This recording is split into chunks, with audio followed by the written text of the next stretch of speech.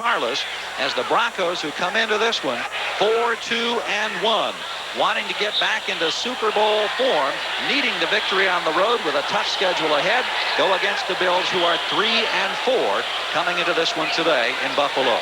Here at Orchard Park, expecting a crowd in the vicinity of 65 to 70,000. It is a remarkably mild day, and we are underway with a line drive kick down the middle. Tasker for the Bills, trying to find running room out just across the 20-yard line, but that's about it. And so Kelly and company go to work for the first time, and they'll go to work into the wind.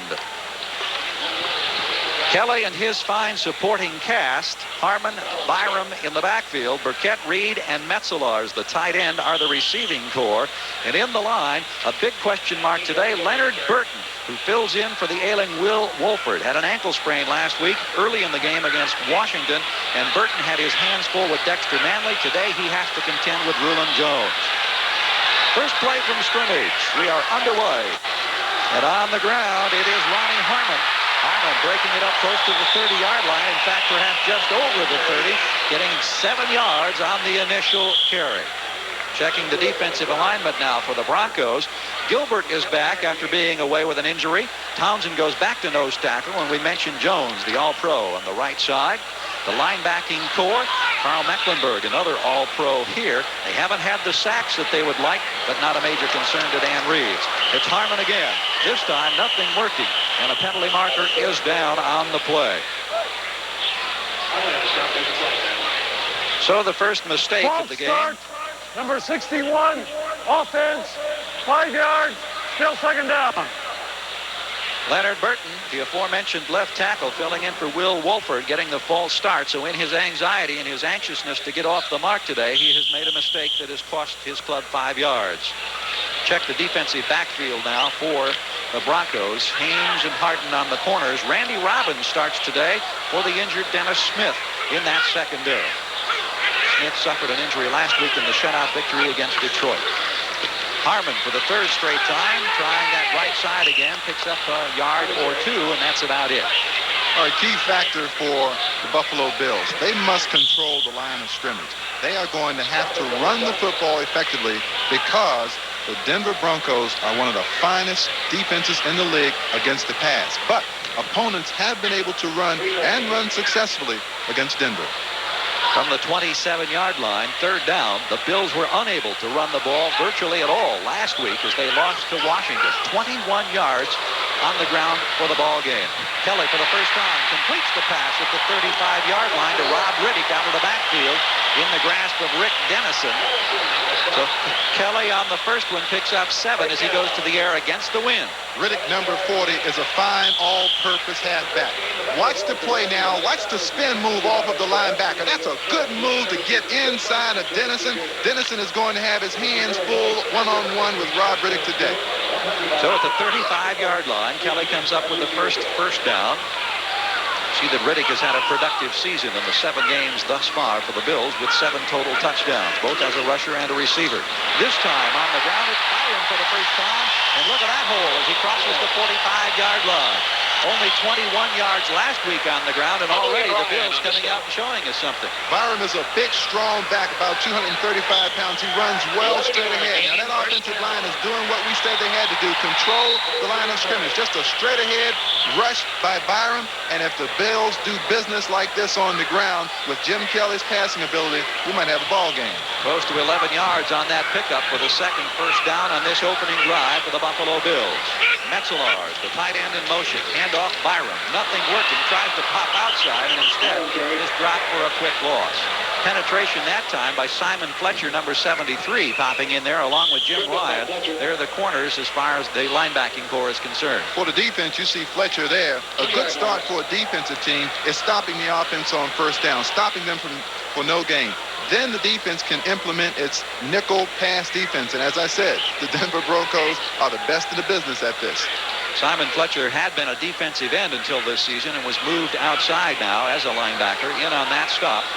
Second down now and about 12 yards needed for the Bills. Short of midfield. Harmon again, right side. Turns the corner by Ryan. Lilly takes a shot at him and finally bangs him out of bounds, but I think he got the first down. That last extra stride was good for the first down as Ronnie Harmon turned it on the right corner. Ronnie Harmon, #1 draft choice out of Iowa a couple of years ago. Somewhat disappointing last year, but with the departure of Greg Bell in the big trade, you're going to see a lot more opportunities for Ronnie Harmon. Watch Harmon get around the outside. People sometimes question his speed, but look at that good move. He hesitated. Tony Lilly hesitated too, and I think he was able to pick up the first down. Well, you see what the Bills did on the ground last week. Already today, Harmon, 3 carries, 23 yards, exceeding the entire team performance last week. Byram this time struggling straight ahead, not much working. Again, on the right side of the line behind Hull, Vogler, and Devlin. Buffalo Bills apparently have been watching a lot of film of the Denver defense, because you've got Jim Kelly in your backfield, and he's not dropped back to throw the football except for the one pass to Riddick. And you know they expect to beat the Broncos, if they're going to beat them, at the line of scrimmage with that good offensive line. You saw Dan Reeves. Here's Marv Levy, his counterpart at age 59, the head coach of the Buffalo Bills. Reeves in his 7th year at age 43, leading the Broncos. Had them in the Super Bowl, of course, last January. Harmon once again, his 4th carry of the day. And this time, the Broncos managed to seal him off. So it's 3rd down and big yardage coming up for Kelly and company. Mark Haynes, the left cornerback, providing the defensive stop. Now, this is a little tougher situation for Jim Kelly, because it's not 3rd and 3 or 4 where he can utilize Rob Riddick out of the backfield. He is going to have to look to one of the wide receivers, probably and preferably Trumaine Johnson, whom was acquired in a trade with the San Diego Chargers.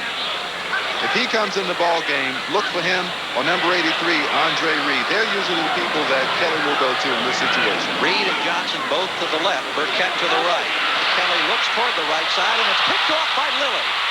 Lilly with a lot of room across midfield and out of bounds at the 45-yard line. So Kelly, who had 3 interceptions last week, throws an interception on his 2nd pass of the day against the wind, and Tony Lilly was right there. Well, 2 things. You play right into the hands of the Denver Broncos nickel pass defense when you have to throw the ball.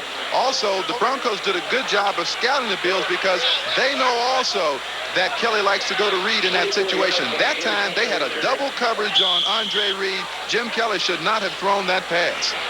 23 yards on the return, the 2nd interception of the season for Lilly, and the Broncos, with their hands on the football for the first time, starts in Buffalo territory. Sammy Winder, the lone setback. And it's Winder on the first carry, straight ahead to the 40-yard line as he picks up Quick. Let's take another look at that interception, Reg. See, most pass offenses from the professional level, they're going to go to the inside receiver. That's Reed. Now watch the double coverage. See, he was running right into a trap defense, and that was an excellent defensive call by Joe Collier.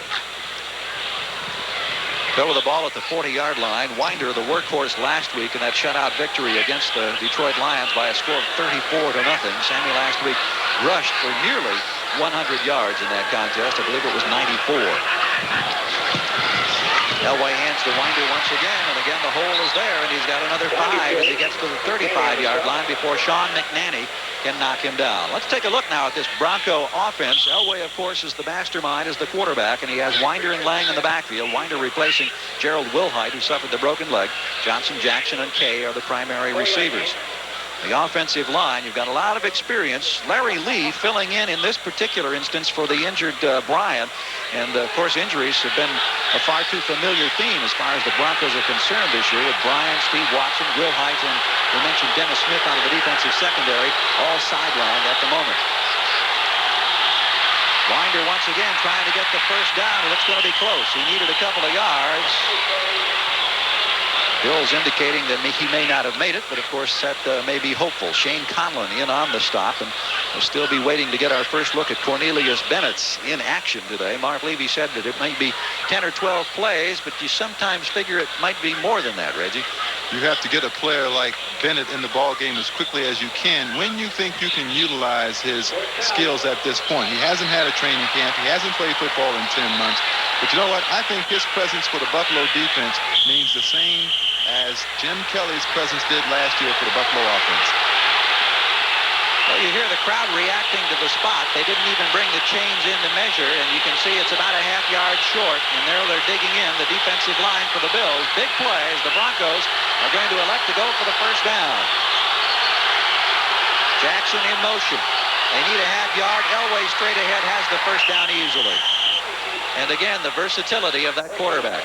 That's the dimension we talked about John Elway that maybe no other quarterback has today in the game. I'm sure that no other quarterback has it. The ability to take things upon himself and get it done by running the football. One of the Bills shaken up, and I believe it's Eugene Marv, and Marv starting for the injured Ray Bentley. So that could be a problem for the Bills. We'll check on it. We'll be back in just a moment. Buffalo on the right side of the screen. The injured player is linebacker Eugene Marv. Cornelius Bennett, who of course was just acquired in the Dickerson deal last week here in Buffalo, waits on the sidelines, but it looks like Tony Furjanic is going to replace the injured Marv. And I talked with Eugene Marv yesterday afternoon, and he was very excited about having an opportunity to start again. He had been a starter here for 6 years until losing his starting position this preseason. So this is really going to deplete the middle linebackers of the Buffalo Bills, and that's an important position. Let's check now the 10-minute ticker as they continue to work on Eugene Marv and see who's drawn first blood today. Kansas City up over Pittsburgh in this first set of early games around the country. And this the 8th week of the NFL action. Chicago on top of Green Bay. Other games scoreless, and a big one at Indianapolis today. And no scores you can see between Tampa Bay and St. Louis. No score here in Buffalo between the Broncos and the Bills. And right now concern for the Bills is Eugene Marv, who suffered a knee injury in the preseason and training camp. And that was one of the reasons why he got off to a slow start. As Reggie had indicated, had such high hopes coming in today, is going to go over to the Carts, and let's see if we can take a closer look. Right in the center of your screen, you'll see number 54 coming from the right, Eugene Marv. There it is right there, right there. Bruce Smith falling on the right leg of Eugene Marv on the right side of your screen. That's a big fellow to fall on your knee, Gary. Indeed it is. They also may be working. I'm not sure if it's on the lower extremity or if it's also the arm, but they seem to be hanging onto that left arm and holding it very, very carefully as he moves off the cart now, and will go into the locker room for further examination. And of course, as soon as we have any information pertaining to that injury, we'll pass it on to you. Right now, the Broncos at the 31-yard line, the first series after the turnover. Elway in control, no score. First quarter here in Buffalo. On the ground this time, Steve Sewell. Penalty marker is down. Penalty marker coming right into the middle of the stack as Sewell got a couple of yards to about the 28-yard line. Sean McNanny was there along with Furjanic on the tackle. Let's take a look at the rest of the defensive alignment now for the Bills. McNanny, Smirlis, and Smith up front. Here's the linebacking core, and now with Eugene Marv out of there, you have got Tony Furjanic, who was activated yesterday in his place. As you can see, Shane Conlon is on a the rookie. center, offense, still first down. And you see the defensive backs. Nate Odoms is a rookie. That's a young defensive backfield. But right now, there was holding on the center, Larry Lee of the Broncos, which has moved the ball back across the 40 to the 41-yard line. That's the most destructive penalty in football. First down holding. Changes everything around. Makes it 1st and 20. And that's a very difficult situation to overcome for a quarterback. With the wind at his back, Elway now has Orson Mobley in motion momentarily. Now he's in motion once again. On the delay, Sewell with the football, trying to struggle forward inside the 40, and did a nice job of picking his way for about 4 or 5 yards before Smith could pull him down. Dan Reeves had some great things to say yesterday about Bruce Smith. He just says that when it comes to defensive ends surrounding the National Football League, he's about as good as anybody that plays. He has superior ability to rush the passer, but the problem is they have no one else to rush the passer, so that Bruce Smith is often doubled and triple teamed. That's why Cornelius Bennett is so important. And we understand that it is an elbow injury for Eugene Marv. He is out for the afternoon, will not return to action. Elway with a little fake, now fires, intended for Mobley at the 20-yard line, but he couldn't get to the football. Dwight Grain was providing the coverage, and Kelso was also over there. And so the crowd roaring support here for the defensive unit. And Cornelius Bennett is coming into the ball game for the first time, and that's also a good reason for this reaction. There he is, number 55, Cornelius Bennett. No contact for 10 months. They loved him at Alabama, and he rated right up there behind Vinny Testaverde in the draft. And he is an unusual athlete, very agile, can jump, can run, can outrun a lot of wide receivers in this game, and he just has the knack of making a big play. Let's watch him. 3rd down and 15, and Elway will go to work out of the shotgun. Standing back at the 45 now. Pressure. Elway in trouble, but still with an opportunity, throws and completes the pass. Penalty marker is down. Clarence Kay was the receiver, but a penalty marker down. What do we call him? Houdini in a helmet. This is a spectacular player. I don't care if they call this back or not. That is one great play. Dick Jorgensen is our referee today. Will give us the interpretation. Here we go, forward pass. The quarterback on the cross line. Came back. Number 7 offense. Penalty is lost to gone. 4th down at the line of scrimmage. Here's what Elway saw. Watch Bennett now, number 55. He feels some pressure coming from the right side. Even though he doesn't get to Elway, he allows number 95, Sean McNanny, to come up inside. Now watch this by Elway. Good move right there, getting away from Smerlis, then cutting back inside and having the presence of mind to go backwards to look for the line of scrimmage. Unfortunately, he didn't get back far enough. So with the penalty, makes it 4th down, the loss of down, and coming on now is Mike Horan, who will handle the punting chores with the wind at his back, and of course he'll be angling for the sideline as Ron Pitts stands back at about the 10-yard line and probably have no opportunity for a run back here. Little pooch kick over here toward the corner, and he is a beauty. Oh, he put it out at about the 2-yard line. Horan is going to be delighted with that one. Inside the 20 3 times this season for 33 yards. He drilled this one out, and the Bills will go to work against the wind, and they'll start deep in their own territory. On Elway, he must have extrasensory perception for tacklers. There it is. He's ducking one. I don't know how he knows how these people are there. He just must have great field vision. Back to the live action. Kelly and the Bills at their own 3-yard line with Reed in motion. On the ground, Harmon, who had success in the early series, picks up 2 yards to the 5-yard line. At least the Bills' running game has generated more on the ground thus far in this one than they did last week as we go back now to the 10-minute ticker. No changes here among the early games. Kansas City with a touchdown advantage against Pittsburgh. Chicago got a 59-yard touchdown pass, McMahon to Neil Anderson, and Indianapolis with a field goal now leading San Diego. That's a battle of division leaders taking place at the Hoosier Dome in Indianapolis. 2nd down and 8 from the 5-yard line. Reed again in motion. Byram this time, the big back, bruises his way out to the 10-yard line as he pops straight ahead for 5 yards. Rulon Jones is there to hammer him down. Bills head coach Marv Levy is sticking to his plan. Gary, you know, he told us that we don't have a chance against a Super Bowl contending team unless we're capable of running the football and running it effectively. And the second part of that was he had to have good special teams play. Good punting, make the field goals when you have to, and good kick coverage. One of the things that Dan Reeves indicated very emphatically was we cannot have to play catch-up football here against Buffalo in the home setting. They just don't want to get into that situation. They want to control. They had an opportunity, couldn't capitalize. Now the Bills trying to get the first down and have it. It's Ronnie Harmon once again. The second-year man from Iowa, delighting the hometown fans in the early going in this one before he was finally knocked down by Randy Robbins and Rick Dennison. 9 yards on the pickup. A lot of teams don't like to use the shotgun formation because it takes away some of the plays that you can run with the quarterback in the backfield. But this is one of the plays that's run very frequently from the shotgun. It's an inside handoff to Ronnie Harmon. Look to the left of the screen. Good block by Jim Richard, number 51. Harmon picks up the first down. Richard leading the way with an excellent block out to the 20-yard line now after they started at the 3. Fake pitch. Now they swing back to Metzelaars on the right side. Robbins had it diagnosed beautifully. Randy Robbins filling in for the injured Dennis Smith wasn't fooled one bit. But covering Metzelaars is a load. He is 6 feet 7 inches tall. As a matter of fact, he only caught that ball for 2 yards, and when he fell down, he gained 5.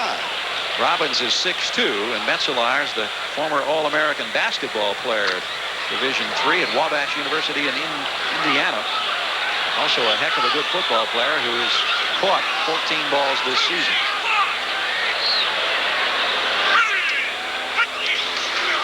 Hand off to Riddick. And again, they worked on the right side, and coming over quickly to close it down was Tony Lilly. Looked like there was an opportunity initially, but it didn't work out. This telecast today presented by authority of the National Football League and intended for the private use of our audience. Any rebroadcast or other written use of this telecast without the express written consent of the Buffalo Bills and the National Football League is prohibited. This game is the property of the National Football League, Denver Broncos, and Buffalo Bills. When you're facing a team of superior ability, you have to have discipline. And apparently, the Bills have that discipline. They're going to stay with running the football until Denver stops them. Certainly an indication of some maturity on the part of this ball club. Riddick, a lot of room. Across midfield, almost had the football stripped away and pulled down at the 45-yard line. Andre Townsend was there to nail him after a 24-yard pickup. Rob Riddick, and what a hole he had to work with, and then he had showed us some nice broken field form, Reg. There aren't a lot of people around the league that know a lot about number 40, Rob Riddick, but the people here in Western New York know that he is a very reliable player. Look at the good vision. He's a kick runner, so he knows what to do with the football when he gets into the open field. The thing I like about him just then was he protected that football, Gary. Somebody had a shot and almost knocked it away. It may have been Mike Harden, but he did protect. And at the 45, here's Harmon. Again from the right side, and again picking up 5 or 6 yards. This is definitely a different ball club than was playing here against Washington last week. It's a football team right now that's playing with a lot of power. The Denver Broncos aren't making anything happen at the line of scrimmage. If you're being run on, that means you're being defeated at the point of attack by blocks. The Broncos are going to have to get away from some of those blocks and get into the backfield. Look at down the line of scrimmage going to the left. You see the Broncos, they're just sliding down the line of scrimmage. They're being blocked. And if you're blocked, you sure can't make tackles until the runners gain yardage on you. Second down and 4 from the 39. Handoff, once again, Harmon. And ahead for a yard or possibly 2. Not much working that time. Rulon Jones was there for the tackle, and the Broncos, who view this as a very important ball game. They've got some tough ones coming up. They've got Chicago in a Monday night game next week, and there have been some speculation that perhaps this team would be guilty of looking ahead. Dan Reeves and his staff have been determined that that's not going to be the case coming in here today. And on the other hand, the Buffalo Bills are 3-4, and they're only a ball game out of first place. And they have Cleveland next week, and then the Jets, Miami, and the Raiders. So tough schedules coming up for both of these clubs. Interesting stat there relating to last week's ball game, the Broncos and the Lions. And the Bronco defense now faces 3rd and 1. Riddick tripped up, going to be close to the first down. This will depend on the spot right at the 35-yard line. He didn't get that. Once again, Rulon Jones. It was a tough decision for Marv Levy and the Buffalo Bills because the Broncos are the finest 3rd and 4th down short yardage defense in all professional football. They stop more people in this situation than anyone else.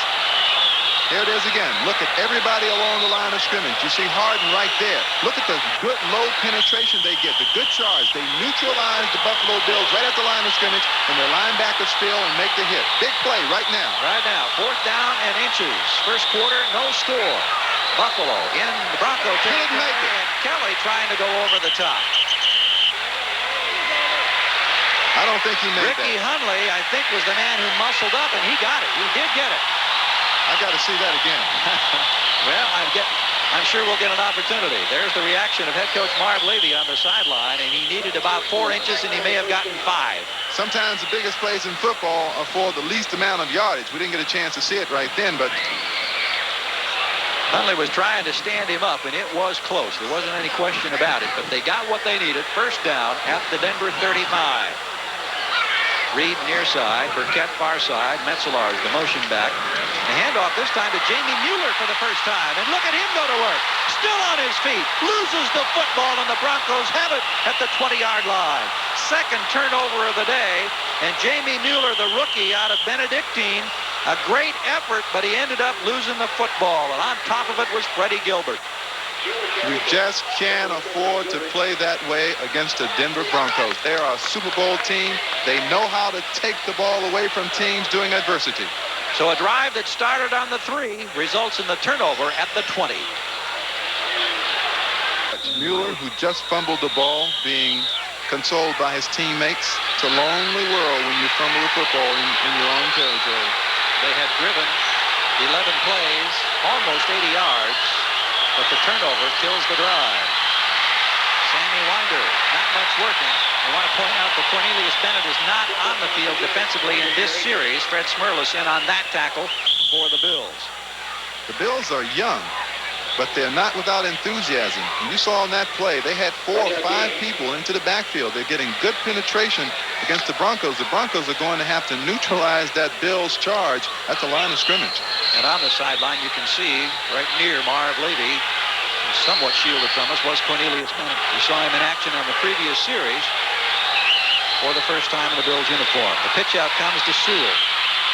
Sewell with some running room, bumped out of bounds at the 24-yard line. Pretty good lateral pursuit. Looked like it might work for bigger yardage, but Nate Odoms, the right corner, was coming across there very, very quickly.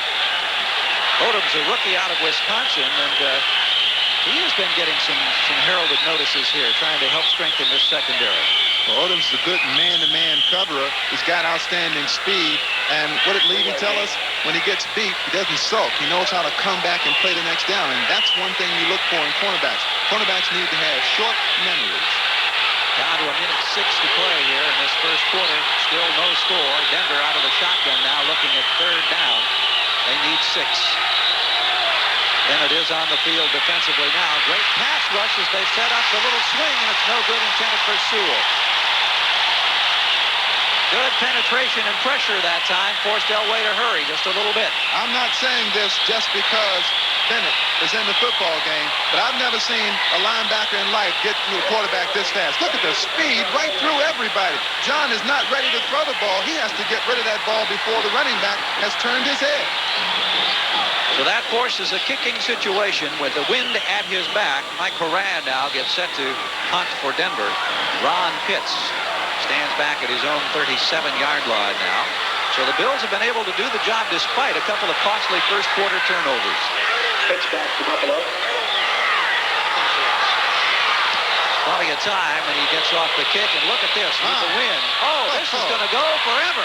Look at that. Bounces all the way through the end zone. There is a penalty marker down, however. That was a 76-yard punt, and they're going to bring it back. 76 yards. The longest in Horan's career was 75, and the longest this season, 53. But we told you the wind would be a factor, and now you know why. Not even the mile-high winds in Denver have been as gracious to Horan as the winds are in Buffalo today. Number 48, offense, 10 yards, still 4th down. Randy Robbins on the special teams that time on the punt team, guilty of the hold, and so that takes it back, and Horan will try again. Ron Pitts is standing back there at the 35, and he's looking up at a bullet flying over his head. Yeah, but I think he was somewhat concerned because I think he feels that Pitts has to get back there and field that football, because if he gets that football, there's a lot of room to run because the coverage team is nowhere near a punt that long. See the numbers on his returns thus far this year. 7 attempts and 17 the longest return for the son of Elijah Pitts, a former NFL great who's now a member of the coaching staff. So Horan this time stands back at his goal line. Could he kick one the length of the field? We'll find out. This one's much shorter. Pitts backpedals, fields it at the 33-yard line, and he has room at midfield and pulled down at the 46-yard line. Again, penalty marker is down, however. Penalty marker is down. Randy Robbins, who was guilty of the penalty that forced the second kick, in on the tackle with Simon Fletcher. On that return, 22 yards after a 53-yard punt. And we'll get the indication of who pays the price now on the second penalty on this particular play. Illegal block, number 85, receiving team, join the run back, 10 yards, first down. So some of the run back is negated. We have just 43 seconds to play in the first quarter. Still no score. When we come back, Kelly and the Bills have the football. Kelly's been working against the wind. He's got just over 40 seconds, and then he's going to have the wind at his back. But I've been very impressed by the way the Bills have played. I mean, they have just taken charge of this football game. If it were not for the 2 turnovers, I'm sure they would have a score by now. Still no score at this particular moment. The interception and the fumble have been costly, but you have to be impressed at the way, thus far, Buffalo has been able to move the ball on the ground. First down now. They start from their own 35, 36-yard line. Time running out in the first quarter, and they stay to the ground. And this is Mueller, who carried and made the fumble, and he's getting his second chance. Hangs on to the football, and he gets about 6-7 yards as he crosses out to about the 43 before Tim Ryan is there, or Jim Ryan, to bring him down. And did you notice what they did? That's the same runner who fumbled the football in scoring territory. So what do? The next time they get the football, they give it to him on the first play. I think that goes a long way in reestablishing a player's confidence. You saw the graphic that the Bills have been unable to generate points in the first quarter all year. Remember, against Miami, they were down 21, and they came back and won that one down at Joe Robbie Stadium. As the countdown continues, and we're down to the last couple of ticks of the clock here. The first quarter has ended in Buffalo. No score. It's been entertaining. Stay with us for second quarter action. You get an idea of just how much the wind is blowing and the factor that it has been. Only 4 passes thrown in the first quarter. Only 1 of the 4 completed. 1 was intercepted. In fact, John Elway 0 for 2 in that first quarter. And look at the rushing total for the Bills. Last week, just 21 yards. They've already got 110. And look at the time of possession as the Bills have dominated the first quarter. Yet, the 2 turnovers have kept them from making a dent on the scoreboard. Now with the wind at Kelly's back. Let's see if he goes to the ground. Indeed, he stays on the ground. Harmon going out of bounds, and just how long he'll wait before he puts it up top and tries to take advantage of the wind. Simon Fletcher coming over to make that stop on Harmon, who's had a very productive first quarter. Reminder to our viewers that we'll be selecting the Budweiser Most Valuable Player for today's game at the conclusion of the contest. Just underway in the second quarter. Number of plays run thus far, 22 times the Bills have handled the ball to 9 for the Broncos. That's one sure way to beat the Denver Broncos. Don't give Elway the opportunities. And you do that by running the football and keeping him on the bench, consuming time on the clock, and maintaining an advantage in time of possession. If the Bills do that, they've got a chance in this ballgame. Kelly is a man who has completed at least 25 passes in every game that he has played this season. That could be a big challenge today under these conditions. Jamie Mueller with his 3rd carry. That's a couple of yards. Mecklenburg is there for the tackle for the Broncos. And the reason why I say the Bills have a chance in this ballgame is because everybody knows the Denver Broncos are a Super Bowl contending football team. The Buffalo Bills have no such aspirations. They want to improve their ball club, their defense. So if you're a Super Bowl contender, you have to win football games on the road against teams like the Buffalo Bills. At the 48-yard line, second down, a little over 8. Reed is split wide to the right, Burkett wide to the left, and it's the tight end Metzelaars who is the motion back. A little movement up front that time, but everybody okay. Kelly in trouble. Now going to have to hang on to it, and he manages to scramble forward for 3 or 4 yards. Let's check the 10-minute ticker now and update activity around the National Football League at this particular point. Washington and Philly both with touchdowns and are even. Cleveland now leading Atlanta. Cleveland trying to bounce back after that loss in overtime against San Diego. The Chargers, meanwhile, trail Indianapolis. Green Bay has tied things up against Chicago, and the Raiders with a field goal over Minnesota. Tampa Bay by a touchdown over St. Louis. No score in this one between Denver and Buffalo. Buffalo has dominated in time of possession, running up the numbers, but neither team has scored. Bills just inside Denver territory out of the shotgun. Looking to throw, little razzle-dazzle intended for Kelly at the 40 with a lot of room. Kelly out of bounds at the 15-yard line on the flare pass from Rob Riddick. They love it in Buffalo. 34 yards on the gain, and you know that Dan Reeves is going to throw the gadget bag at you, but are you surprised that Marv Levy comes up with it? No question about it. That was a marvelous football call by Marv Levy. Watch, going to the left of your screen. Now, they've run this play before, and they were successful with it, so everybody on the Denver team is over there. Now, look at that. Jim Kelly all along. I think, and I'm not so sure about this, but I do believe that's the longest pass to a quarterback in history. Well, Kelly has got to love it. Not exactly fleet of foot, but he got down to the 15, and now he wants to roll out and carry again. This is another surprise. He goes down at the 12-yard line. This is a different look, and that's scary a little bit when you see your quarterback scramble out there hanging onto that football. Jim Kelly's probably saying, hey, John Elway gets all this acclaim about being a runner. I'm going to show a few folks that I can do some of the same things if given the chance. Dan Reeves was telling us last night, he said the thing about Kelly is that he's like a street fighter. He'll just come and come and come. He's so tough, so physical, taking the punishment, and you can see some concern etched on the face of the coach of the Denver Broncos right now as his ball club digs in with the Bills at the 11-yard line. This is a resilient defensive unit, though. This is where they get tough. You have to take care of the football. Pitch out comes to Riddick, tripped up. May have gotten back to the line of scrimmage, and that's all. Simon Fletcher in on the tackle that time as Riddick had no opportunity to break it loose. Let's take another look at Jim Kelly's reception. This looks like a throwback to the old days. Big, strong, upper body, Jim Kelly. And now watch this. He takes all day to get going, but it's a big play. Gets out of bounds, too. That's smart. It's going to be a bigger play if they can punch it in for 6 rather than have to settle for a field goal attempt. And this play may determine right now because it's 3rd down and they need a bunch. Harmon turns the corner. He goes out of bounds and he's right at the flag. It's really hard to tell from our angle. Randy Robbins bumped him down, and Harmon did an excellent job because he saw the marker on the sideline and he may have gotten the 1st down. Denver has to be looking for the pass. And Kelly crosses them up right here because he runs the football again. It's a good block by Vogler, number 65. That's really the key to that play. The good block thrown by number 65, Tim Vogler. Gives Ronnie Harmon the daylight to pick up that 1st down. Well, they brought the chains in from the far side of the field. Harmon, and there is the indication. Oh, wait a minute. Had they pulled it taut? Yes. That'll be 1st down.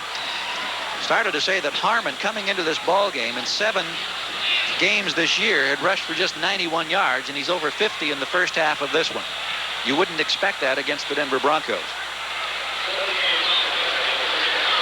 Big play there as they got the 1st down, and that'll keep this particular drive alive as we're early 2nd quarter. We've played only 3 minutes and 4 seconds of the 2nd quarter, but here now is the first serious scoring attempt of the afternoon. And Kelly asking for a little bit of quiet.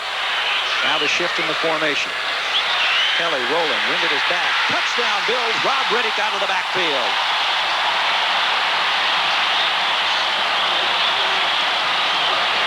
There is a penalty marker down.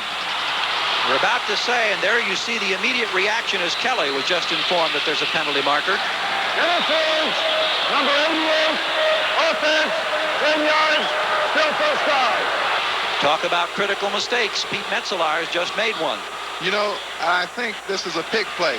You see this play a lot in the National Football League, and it isn't always called. We can't see it from this angle, but what I think is that Metzelaars, number 88, went running inside, probably made contact with the defensive man. You cannot do that before the ball is thrown, and of course they caught him. Well, that moves it back now, and the ball is spotted at the 14-yard line. Still 1st down, 1st and goal for the Buffalo Bills.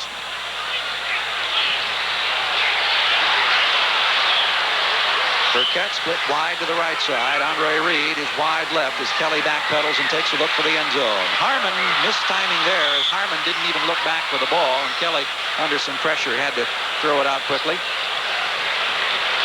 That was a good decision by Jim Kelly. He realized that he had nothing going for him, and he got rid of the football. You don't want to take a lot of sacks down here because it really disorients your offense and throws you out of sync. So that's a good decision by Kelly, who's making more of those kinds of decisions than he did last year. Last year, he might have tried to throw that ball into the receiver and had it picked off maybe. Time of possession, you saw better than 13 minutes the Bills have had the football. That's compared to last Sunday when here at home they had the ball for only 19 minutes the whole afternoon against Washington. Time to throw right over the middle. Burkett hit hard at the 5-yard line, and what a pop leveled by Mike Harden. Oh. As a former wide receiver, you can relate to that punishment. That kind of hit makes me glad that I am up here. Mike Harden, number 31, really one of the outstanding cornerbacks in pro football, was the most valuable player for the Denver defense last year. Watch him. Number 85, right in the middle of your screen. Burkett should make the catch, but there it is. Bang! Helmet first hit. Burkett can't hold it. Defense, lined up in the neutral zone. Still 2nd down.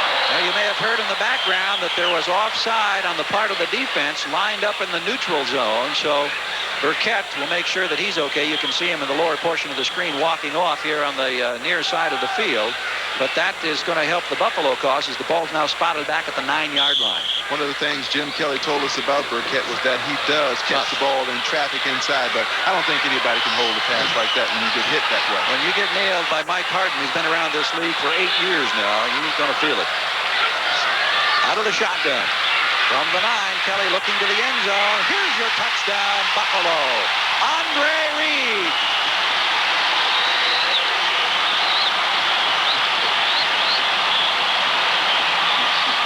Two drives thwarted by turnovers. A touchdown called back after a penalty. No flags this time. And Andre Reed gets him on the scoreboard. His 3rd touchdown reception of the year. 9 yards from Kelly. Andre Reed is the man they like to go to when they get down around the goal line. He has those quick, elusive moves to get away from bump and run coverage. But I'll tell you the problem there, and we'll get to it after the extra point kick. Scott Norwood comes on for the conversion attempts out of the hold of John Kidd.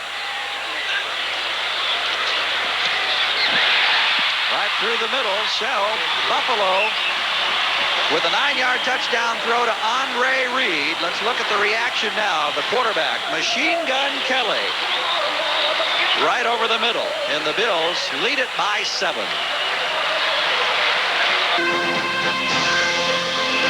Gary Gerald along with Reggie Rucker. There's Jim Kelly on the phone upstairs after throwing a 9-yard touchdown pass to Andre Reed, his 13th consecutive game with a touchdown. And you see the NFL record had a long way to go before he catches up with Johnny Unitas. A long way to go. But they love him in Buffalo, and why not? He's really made an impact in his 2 seasons up here now in Western New York. With the wind at the back, I think Norwood put that one through the uprights. He did. You know, he was kicking some balls 60 yards in practice today with that wind at his back. I wonder if we won't maybe see an attempt at a record today at some point. I understand that Burkett suffered a slight head injury, but they expect that he will see action later in the day. That's the result of that pop from Harden. Denver today has had the ball only 9 times before they've had to surrender it, while the Bills have run 30 plays, and Buffalo now leading it 7-0 as Elway and company go to work from the 20. Johnson, the motion man. Sammy Winder, the lone setback, and a little play action fake. Here's the reverse now.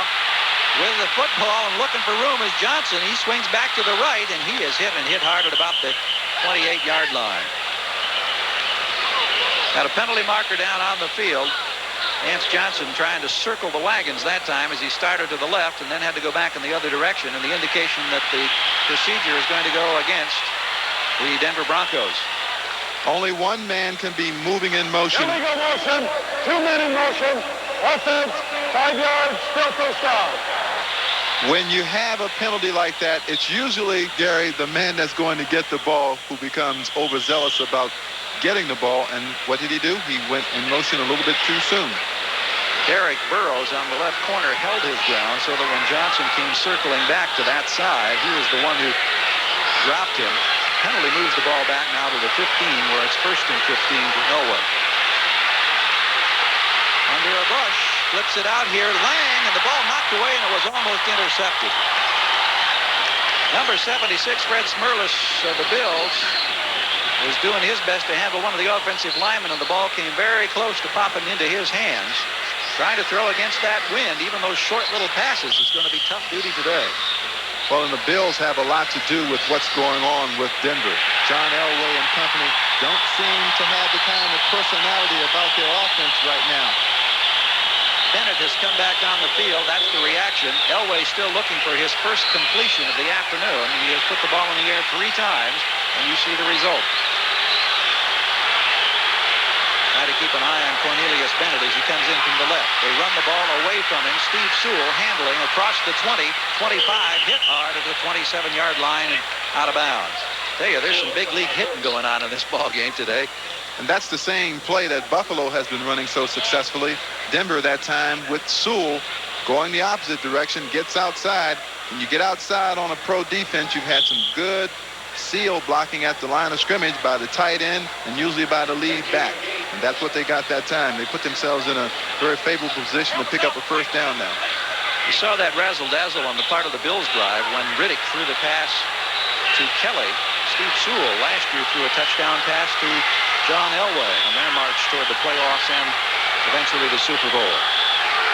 Johnson in motion. Out of the shotgun, Elway goes to work, being pressured, dumps the screen out here, and no opportunity to complete it. Sewell was the intended receiver. And the Buffalo fans starting to really get in the spirit of it now. Darryl Talley had a good push that time with some pressure as well defensively for Buffalo. Well, you can see the impact that a Bennett makes with a big play. It sort of lifts the other players around him to make great plays. That time, number 56, Darryl Talley, who is the best Buffalo linebacker right now, put the same kind of pressure on Elway, forcing him to throw the ball early. Now, Haran, early in the first quarter, if you were with us, you saw him kick 176 yards. It was called back by penalty. That was with the wind at his back. Now he's going to kick into the wind, and it's going to be a much different story. And Pitts stands at his own 39-yard line, awaiting the kick. I've seen punts into this wind in this stadium go 7 or 6 yards. So the left footer puts it up there, and it doesn't go very far. Gets a little extra distance on the roll, but not much. Only to the 41-yard line. Tough conditions to be kicking into today. Ken Bell there to down it. 31 yards on the punt. Buffalo with a 7-point lead will have the football and a chance to try to scores on the 10-minute ticker. Cleveland now with a 2-touchdown advantage. One of those a 54-yard pass from Kozar to Slaughter. Kevin Mack has added a touchdown run. Diasucci with a couple of field goals has Indianapolis leading San Diego in another big game, and we'll be checking on that in just a moment. Right now on the ground, Rob Riddick for the Bills, struggling for a yard. Jim Ryan with the tackle as we go back now to the 10-minute ticker and check those other scores. Green Bay has gone out in front of Chicago after the Bears led that one. Minnesota by 4 over the Raiders. And in the other early game, Tampa Bay continuing to hold on to that 7-point lead against St. Louis. Here, the Bills lead Denver 7-0.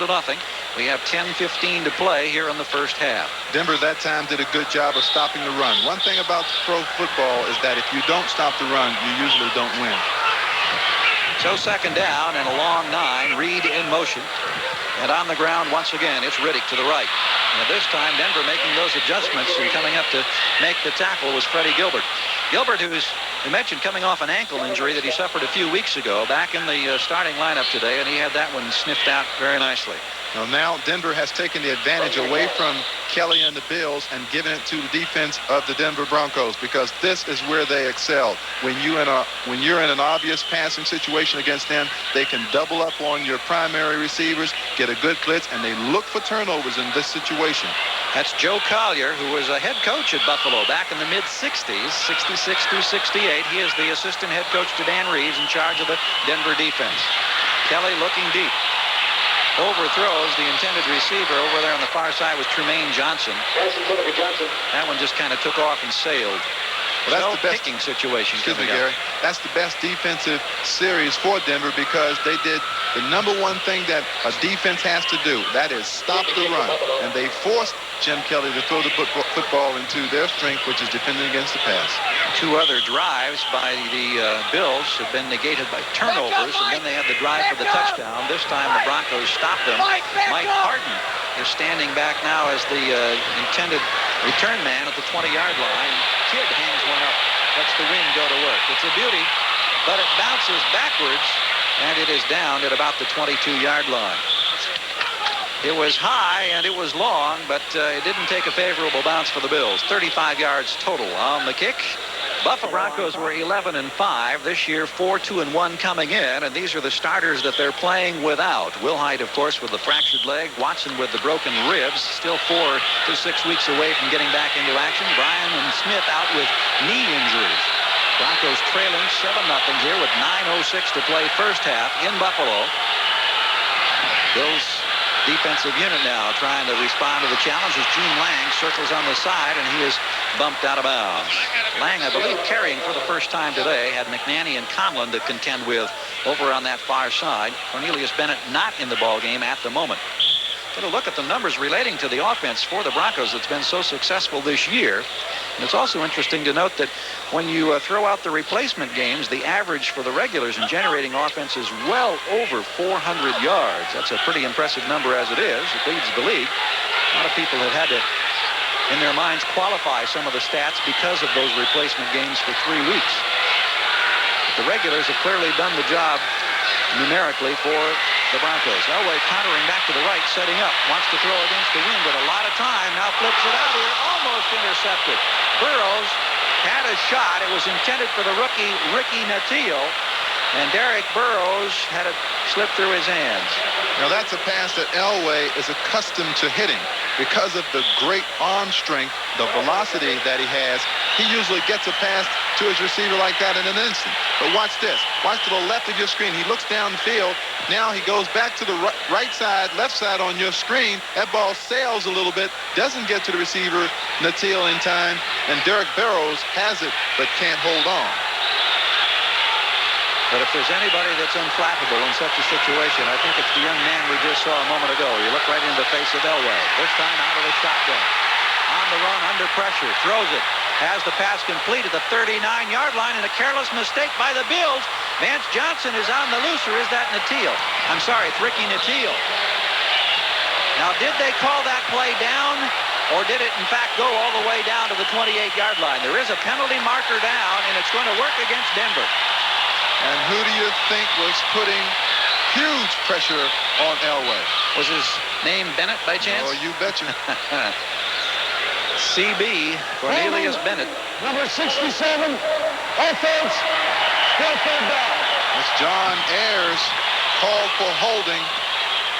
Man who's been around the league 11 years, had a lot of great years, of course, with the San Francisco 49ers, the starting right guard for Denver. And that negates a big gainer right there. The Bills were careless on that reception by Nattiel, and the rookie quickly realized that he hadn't been touched, jumped up and went for big yardage, but it's all brought back on the holding call by Ayers.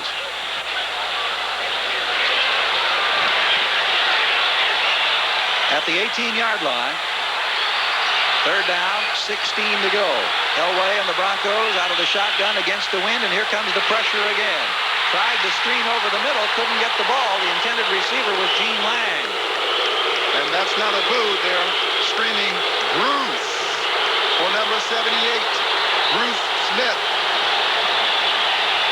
who is quite a defensive player but has not had the opportunity to show the tremendous skills that he has because he has no one else on that defense to take the pressure off of him. Here it is again, right side of your screen. Bruce Smith, number 78, forces Elway once again to get rid of the ball too soon.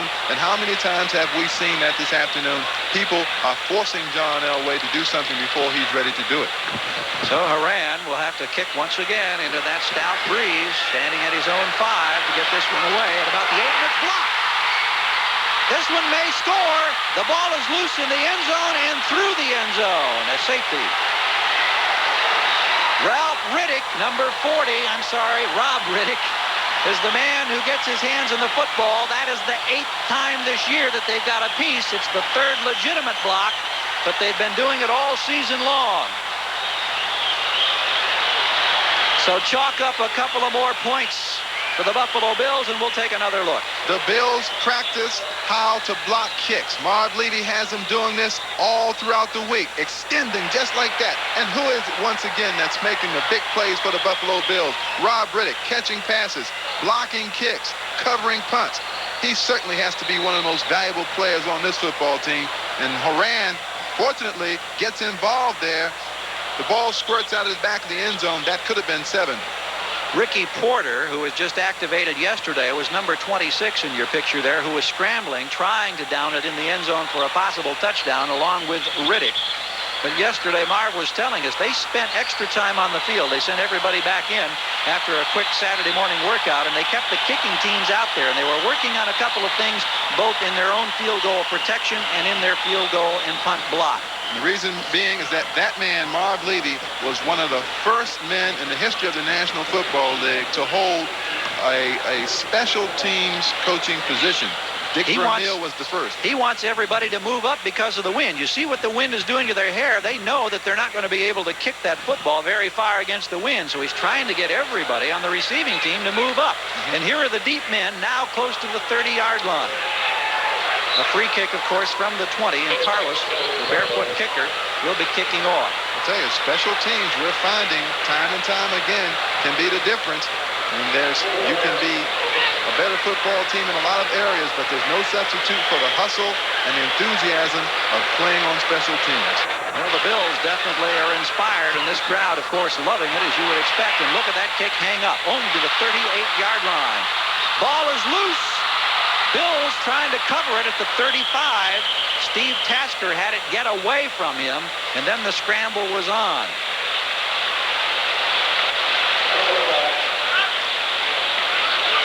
Looks like the Bills will retain possession, and on top of the football was Nate Odoms, number 37. Right there, center of your screen, number 89. That's Steve Tasker trying to avoid a hit. And that was Bruce Klosterman that gets that ball loose. You see the Buffalo Bills converging on that football. They keep it. Well, Levy and company were correct. They knew the kick wouldn't go very far. They had the opportunity to pick up good field position, but they ended up being fortunate to have the football at their own 35 after the Tasker fumble. Metzelar's in motion as Kelly with a little play-action fake. Remember, he has the wind at his back. Fires for the sideline, complete at the 50-yard line. Andre Reed did a nice little job of getting both feet in bounds with a 15-yard pickup. Harden, the defender for the Broncos. 15-yard pickup, but about a 50-yard throw. You have to have an incredibly strong arm to make a play like this. Look how long this football is in the air to pick up 15 yards. Now watch the toe dance at the line of scrimmage. Great awareness of where he is on the field. Textbook execution by Andre Reed. We talked in the tease about the bazooka right arm of Kelly, and you could see it on that particular throw. Riddick at midfield with no place to go. Jim Ryan is in there to help pop him down to the artificial surface here in Buffalo. On the 10-minute ticker, updating scores. Pittsburgh now even with Kansas City. No change in Cleveland. Browns cruising right along. Green Bay over Chicago's. The Bears have answered back with a field goal. No change at Minnesota, and Tampa Bay now has the luxury of a 14-point lead. Here it's a 9-0 Buffalo advantage over the Denver Broncos. We have 7:18 to play in the first half. From midfield, Kelly goes to work. Has some pressure. Almost intercepted by Gilbert. He was trying to dump it off, but Mecklenburg had the big push up the middle. Kelly on his back. And Freddie Gilbert had the football in his hands, but couldn't hang on. The Denver Broncos appear to be turning up their defense a notch. You're going to see the attempt by number 90 right here. That's Freddie Gilbert. He had that ball in his hands, but I don't know if you can call those hands or not. Those defensive ends wear all of that padding and those gloves and so forth. Very hard to catch a football when you have all those mittens on. So third down. Kelly needs 9. Four-man rush, flips this one out here. It's caught by Burkett, nowhere near first down yardage as he's immediately dropped by Randy Robbins. Burkett had to get high in the air that time to pull that one down. And you can see the key to the Bills' success is being able to run the football on first down. Now, the last two possessions that they've had the football, they weren't able to run it. They were forced to throw, and they couldn't pick up a first down. Buffalo with well over 100 yards rushing in the early portion of this ball game, but unable to move the ball on the ground of late. This is John Kidd, the kicker. Driving Harden back to the 6-yard line, and Harden tripped up and down at the 10. Steve Tasker was the man downfield who upended Harden just as he started his move. 40 yards on the punt, 4 yards on the return. Watch the good hands by number 31, Mike Harden. That ball is jumping around a lot in the air, and he makes that catch, maintains possession, and tackled there at about the 10-yard line. Once again, extremely poor field position for the Denver Broncos. Coming up at halftime on NFL Live, we have an interview with Gordy Lockbaum, the Heisman Trophy candidate out of Holy Cross. Plus, of course, scores and highlights from around the league. And whistles, whistles, whistles down there as everybody's in a scramble at the 10-yard line.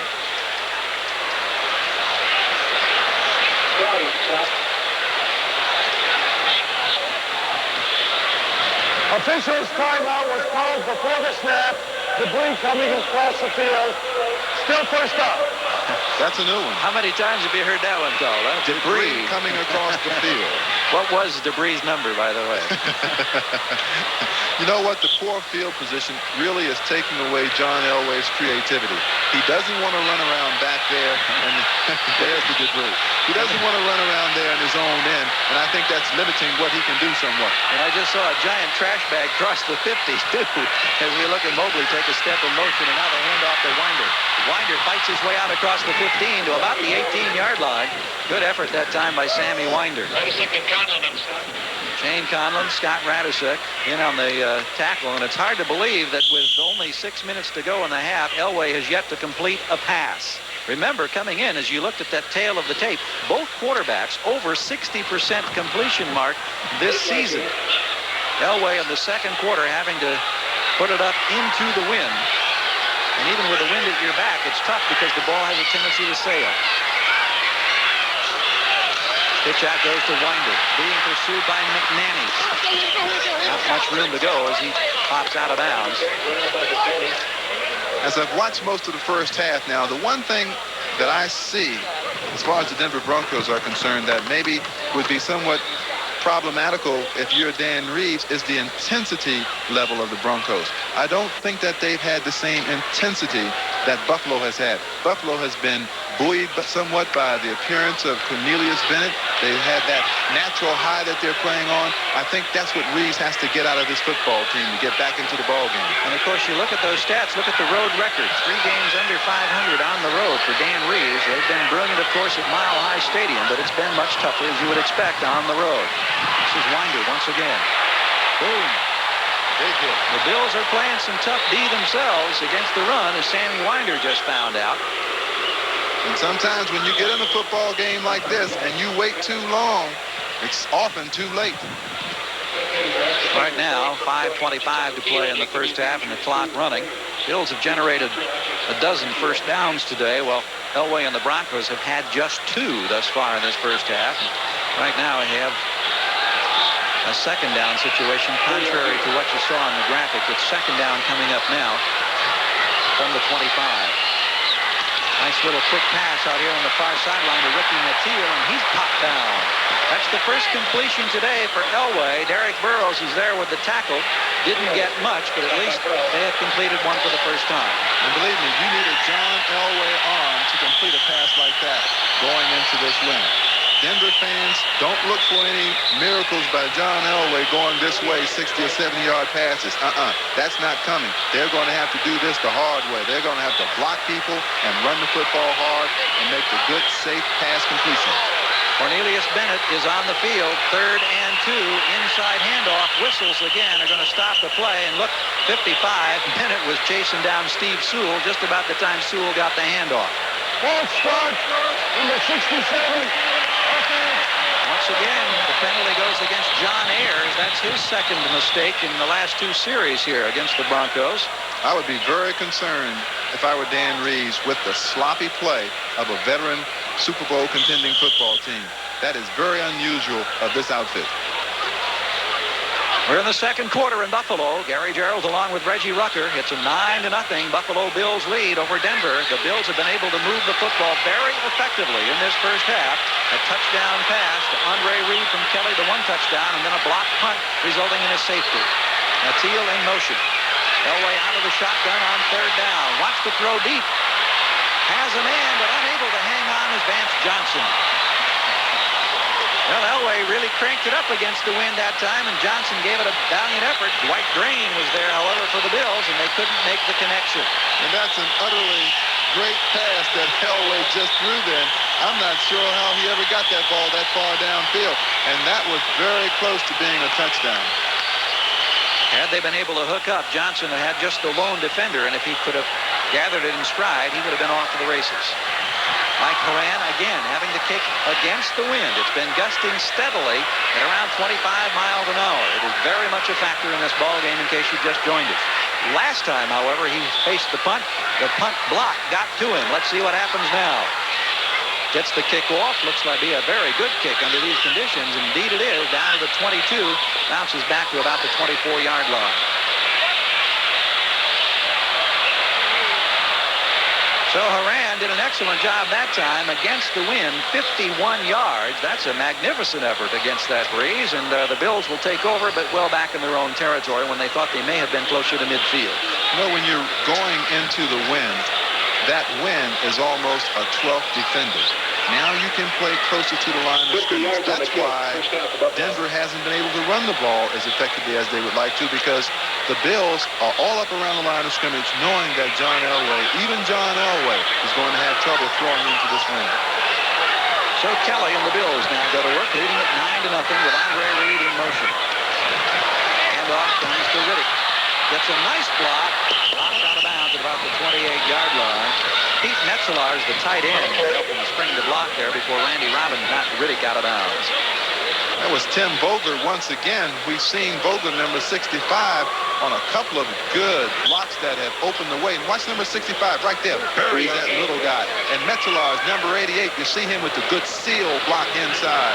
And, of course, Riddick, once again, good vision, big pickup. Well, the Bills have utilized 3 running backs effectively today. Actually 4. Harmon, Byron, Riddick, and Mueller, who had a couple of impressive carries despite the 1 fumble. This is Riddick, number 40. Again, he breaks loose across the 40. Back inside and then popped out of bounds. Excellent effort on the part of Rob Riddick.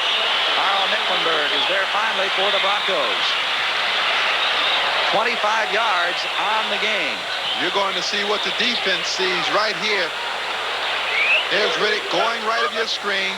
Watch the good blocks once again. Byram, good block inside. Now, Riddick really does get a good outside cut right there. Andre Reed helping him out, too, with a downfield block. Other angle here. Jim Richard, number 51, pulling. They've gotten good play out of that offensive line, particularly those guards getting out and getting around the corner and blocking downfield. Rick Dennison had his arms actually around the ball carrier, but couldn't bring him down. This time it's Harmon. Again, it's on the right side. They've been effective. Virtually every run that's gone for yardage has gone to the right today. On that right side of the offensive line, you've got Vogler and Devlin. And of course, the tight end Metzelaars. 3.5 minutes to go here in the first half in Buffalo, with the Bills leading this one by a score of 9-0.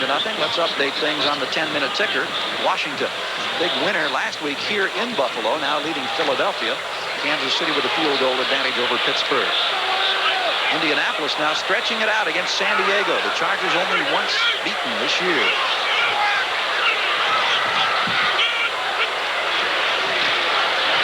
Ronnie Harmon up the middle. About the 40-yard line this time. Tony Lilly is there along with Rulon Jones. And one other score to check on. Tampa Bay had been leading comfortably a bit earlier, and they hang on to the 14-point lead in St. Louis. Our score is 9-0 here in Buffalo as we count down toward the 3-minute mark. Buffalo has moved the ball very efficiently, nearly all day against the Broncos. In Denver territory at the 40, Kelly now working out of the shotgun. One man back to block. Riddick as he goes to the left side. Andre Reed, who caught a touchdown pass earlier, pulled that one down at the 35-yard line in the grass with Steve Wilson. You're going to cover Andre Reed one-on-one, and that situation, with the win at Jim Kelly's back, it's virtually impossible to stop those short passes. You have to respect Kelly's great arm deep.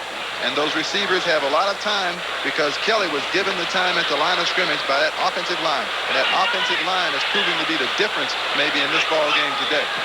Andre Reed last week caught 8 balls for 108 yards in the loss. Washington. Reed again in motion. They counter back to the right side. The ball in the hand of Riddick inside the 30 down to the 27-yard line.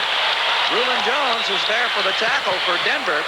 But Dan Reeves has got to be a very concerned head coach. It's going to be an interesting halftime chat, I'm sure, with his ball play. Good cutback running by Riddick. In ground level action, you'll see it here. Once again, solid blocking. Richter, 51, good block. Leonard Burton, 61, coming around the corner. And Riddick, once again, been a big factor in this ball game. Of the heavyweight quarterbacks, let's go back to the tail of the tape for the Top Gun Trophy. And this is surprising, and the wind has certainly had something to do with it. Kelly, 6 out of 9, only 47 yards, and Elway just 1 out of 8. The big surprise on the ground, however, is the fact that you've got 2 rushers for the Bills. Riddick with 65 yards and Harmon with 59. And if you'd have told me coming in that the Bills would have 100 yards period for the game, I think I'd have been surprised. Nothing working this time as they try the right side. Riddick in the grasp of Mecklenburg. But you can imagine what Marv Levy must have said to his team prior to the ball game. Look, we're outmanned in a lot of positions against this team. They're a championship football club. We've got to have a super effort from our offensive line today if we have an opportunity to win. And that effort has to come from the offensive line at the point of attack. And every time you have seen a Bills runner make good yardage, right there has been one of those big offensive linemen making a good block to spring that runner. Third down. Need close to 3 yards. Out of the shotgun, Kelly takes the look. Completes the pass to Andre Reed, circling and down at the 20-yard line. So he got the first down. Steve Wilson is there with the tackle. Throwing that short, safe pass. He's hooking up with Reed with consistency now. Those are possession passes that maintain control of the play. You're going to see it here once again. Good pass protection. It's a short drop by Jim Kelly. Timeout has been taken with 1:02 to play. We'll take another look now. Here it is now. Look at number 12, center of your screen. The outstanding blocking by the offensive line. There's the one-on-one coverage. And Andre Reed is a cute little receiver who knows how to get open against man-to-man coverage. Andre Reed comes out of one of those smaller schools, played at Kutztown in Pennsylvania, and sometimes it's difficult to assess the ability when they play the schedules that they play and against the caliber of the opposition. But clearly he's starting to make an impact not only in this game but now in the NFL for the Buffalo Bills. And of course, the Bills tell us that these are outstanding receivers. They do all of the things that you expect in a wide receiver. They still, though, would like the guy who can run the 4-3. They don't have the blazing speed. That's the one ingredient they're lacking. Kelly right over the middle. This is Burkett struggling at the 1. He's thrown back to the 2. There was a question for a moment if he might be able to get it into the end zone, but Chris Burkett out of Jackson State. You've got to appreciate this catch by Burkett. Remember, he came down earlier, was hit right in the throat with a helmet tackle, laid on the ground for a while. Now he's coming back and saying, I've got a lot of courage. I can play in this league. I can catch passes. You're not going to intimidate me. Chris Burkett having a big year for the Bills. 18 yards on that reception. Tony Lilly and Mike Harden finally muscled him down, but Burkett got close to that goal line. They ruled the progress to the 1. And with 52 seconds left here in the half now, the Bills have the opportunity to try to stretch the 9-0 lead that they currently enjoy. Both of those receivers, Reed, who's caught 2 touchdown passes this year, Burkett has caught a pair. Actually, Reed now has 3 with the one earlier in this ball game. Coming out of those smaller schools where we're talking about Reed from Kutztown and Jackson State's. While they turn out some good football players, is not noted as being one of the big major powers by any stretch of the imagination around the country. From the 1-yard line, the call goes to Riddick. He's got the touchdown. It appears. Now maybe I'm premature on the call. There's the indication. The Buffalo Bills are taking the Denver Broncos apart. Rob Riddick getting his 5th touchdown rushing, has 3 as a pass receiver, led the NFL coming in and touchdown scored, and he's just added to the count.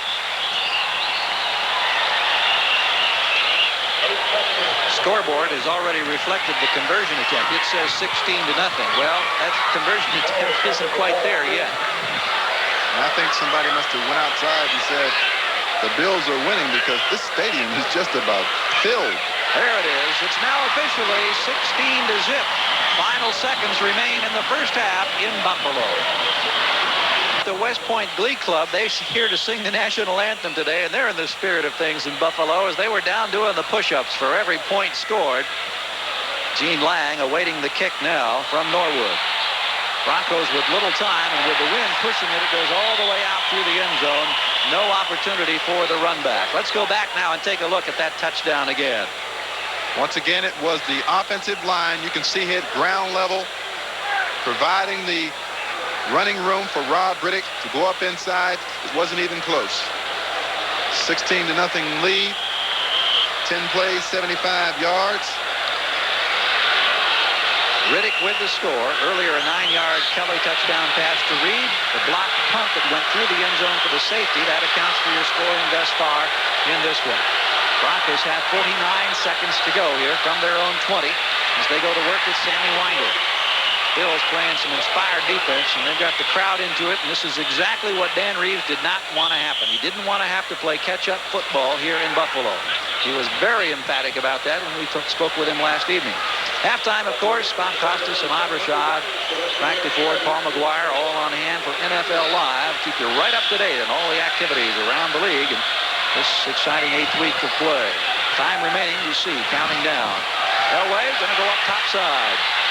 Dumps it off, and even it's difficult against that wind to just throw the simplest little 7-yard pass. Gene Lang, the intended receiver, and the velocity just wasn't there on that throw. Elway has got to be frustrated. He's had 9 passing attempts. The only pass he has completed went for 4 yards. Just wouldn't expect that in this particular situation. Meanwhile, Buffalo, with their ability to run the football today, has generated 17 first downs. The Broncos have had just 2.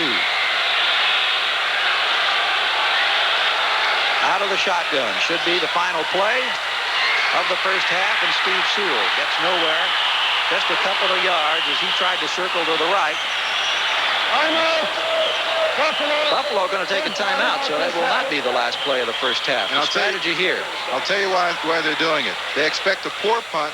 They can possibly get a fair catch, and they can make a free kick. And with the wind at their back, there's a possibility of picking up 3 more points. And it's a very smart and alert move by Marv Levy and the Buffalo Bills coaching staff. Excellent call and an excellent piece of strategy. Because as we mentioned earlier, on one of the kicks from placement from the 35, the kicker put the ball through the uprights with the wind at his back. So it is definitely within the realm of possibility. Dan Reeves, you run into a buzzsaw, partner. The winningest coach in Denver history. Had 10 or more wins the last 3 years, and of course got to the Super Bowl last January when they were defeated by the New York Giants. Horan standing back to punt. His last effort against the wind, however, was a beautiful 51-yarder. See if the Bills are coming. They block another one. Tasker going after it. It will be a safety. He couldn't control it. And for the second time today, the Bills have blocked a punt on Horan. And for the second time today, they pick up a bonus 2 points. And Marv Levy told us when he was the special teams coach of the Washington Redskins under George Allen back in their Super Bowl year, they blocked 18 kicks under his leadership in that 1 year. And he said, if we don't do anything else, we're going to play great special teams, the Buffalo Bills. Here it is again. He's a 3-step kicker. 1, 2, 3. Boom. And it's not enough time. Tasker right in there on the kick. He didn't even have to dive for that. Out of the end zone, another 2 points. The only conceivable disappointment for Tasker would be the fact that he couldn't control it for an actual touchdown. He must have surprised himself to be so close to Horan's punt. Gee. So a pair of safeties, a touchdown on the ground, a touchdown pass from Elway to Reed, from Kelly to Reed. Wait, if they're going to get back into this ball game, they're going to have to take the first drive, move it down the field, and score when they get the football. This kickoff of the second half, sponsored by Budweiser, the king of beers. And once again, with the wind behind the kicker, this one well beyond the end zone before it even hit the ground. Remember now, when this ball game started, Denver won the toss and elected to take the wind at their back and to kick off. So we start the second half in a similar condition.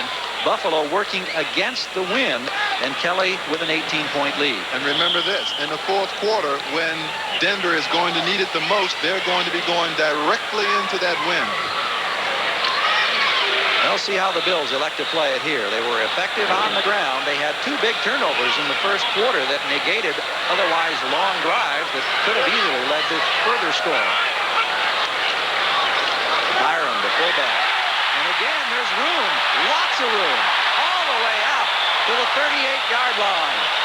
18 yards on the pickup as Carl Byram just put his head down and plowed straight ahead. Jim Ryan, Tony Lilly finally bring him down. You're going to see some great blocks right in the line of scrimmage by number 67, Kent Hull. Look at that block. Look at that hole. Byram protecting the football.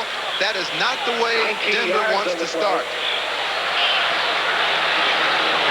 Ball just across the 38-yard line. First down now for Buffalo. Andre Reed, the motion man. Handoff this time to Ronnie Harmon.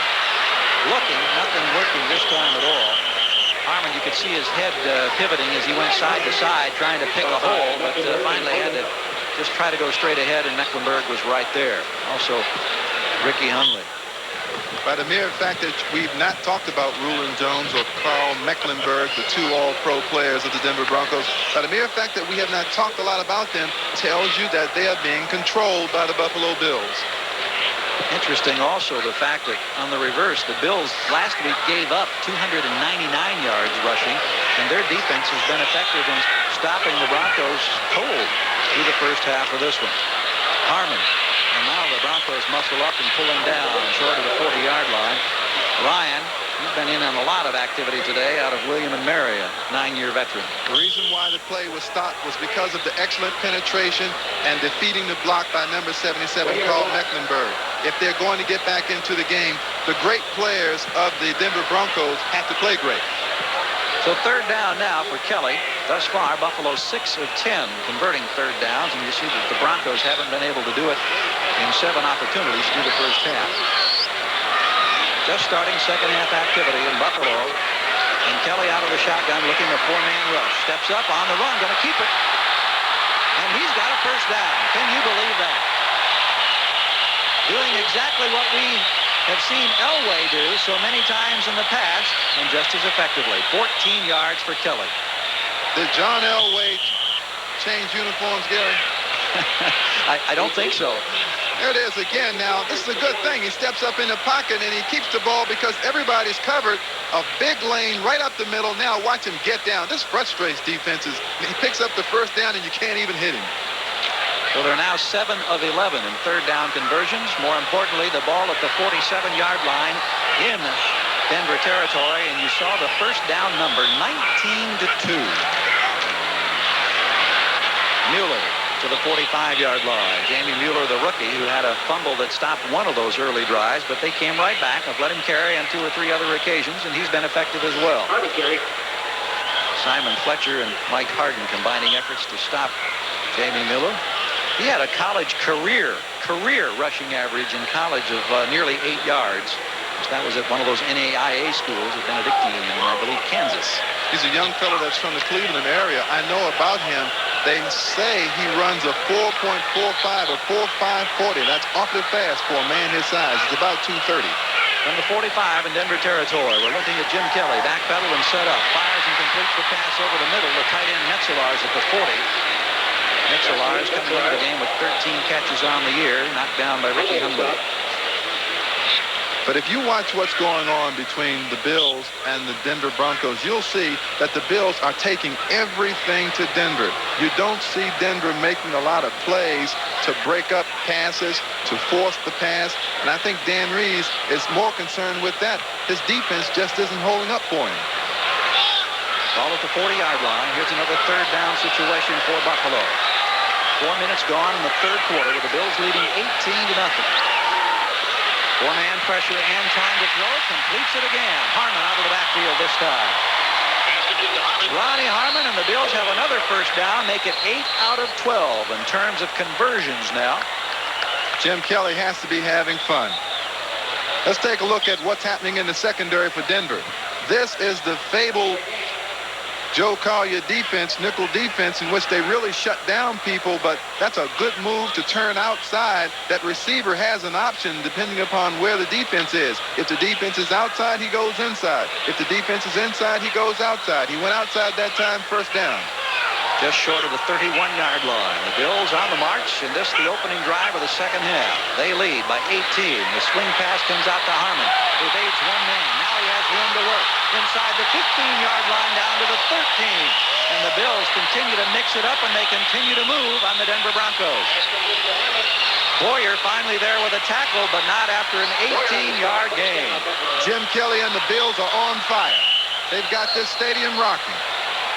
Watch it now again. Ronnie Harmon picks up the pass. Now, he's an excellent pass receiver, makes that catch and makes a little juke step at the same time. That takes real good athletic ability and good vision and gets the football up the field. I think they've got Denver on the ropes here. The numbers for Kelly thus far, as he's now over 100 yards passing, has one touchdown pass. It was a 9-yarder to Andre Reed. From the 14. On the ground, Byram to the 11-yard line. This is a Buffalo ball club now that last year only won 4 ball games. But 6 of their losses last year were by 4 or less points, which kind of gives you the indication that they were sneaking up on people. And now with the addition of some quality athletes to go along with Kelly and bolstering the defense, they're putting it together today. And you get the feeling, Reggie, that a team starts to believe and that confidence generates, takes them to the next level. And they're really making it pay off. At the 11-yard line now. This is Riddick, and this time he has got a fellow right in front of him by name of Fletcher. Simon Fletcher and Walt Boyer were right there. There was nothing to be gained as far as the Bills were concerned. So the wide receivers come back onto the field now as we have Trumaine Johnson along with Chris Burkett, and Harmon comes into the backfield as Byram and Metzelars come out. And you have to like Burkett down here because Burkett is 6 feet 5 inches tall. He has a huge height advantage on any of the Denver secondary people, and he has made a number of catches just utilizing his height in the end zone. Third down. From the 12-yard line. Inside handoff goes to Riddick, and there's nothing working. Stopped very effectively that time by Rick Dennison, inside linebacker. So now the field goal team will come on, and while it won't be a particularly long field goal, again, keep in mind the stiff westerly breezes. And so the field goal attempt by Scott Norwood, who is 4 out of 6 on the year, is going to be going right into the teeth of the wind. It'll be about a 30-yard attempt. We'll have an opportunity to get a good end zone look here now. As John Kidd will handle the football and spot it at the 20-yard line for the 30-yard field goal attempt.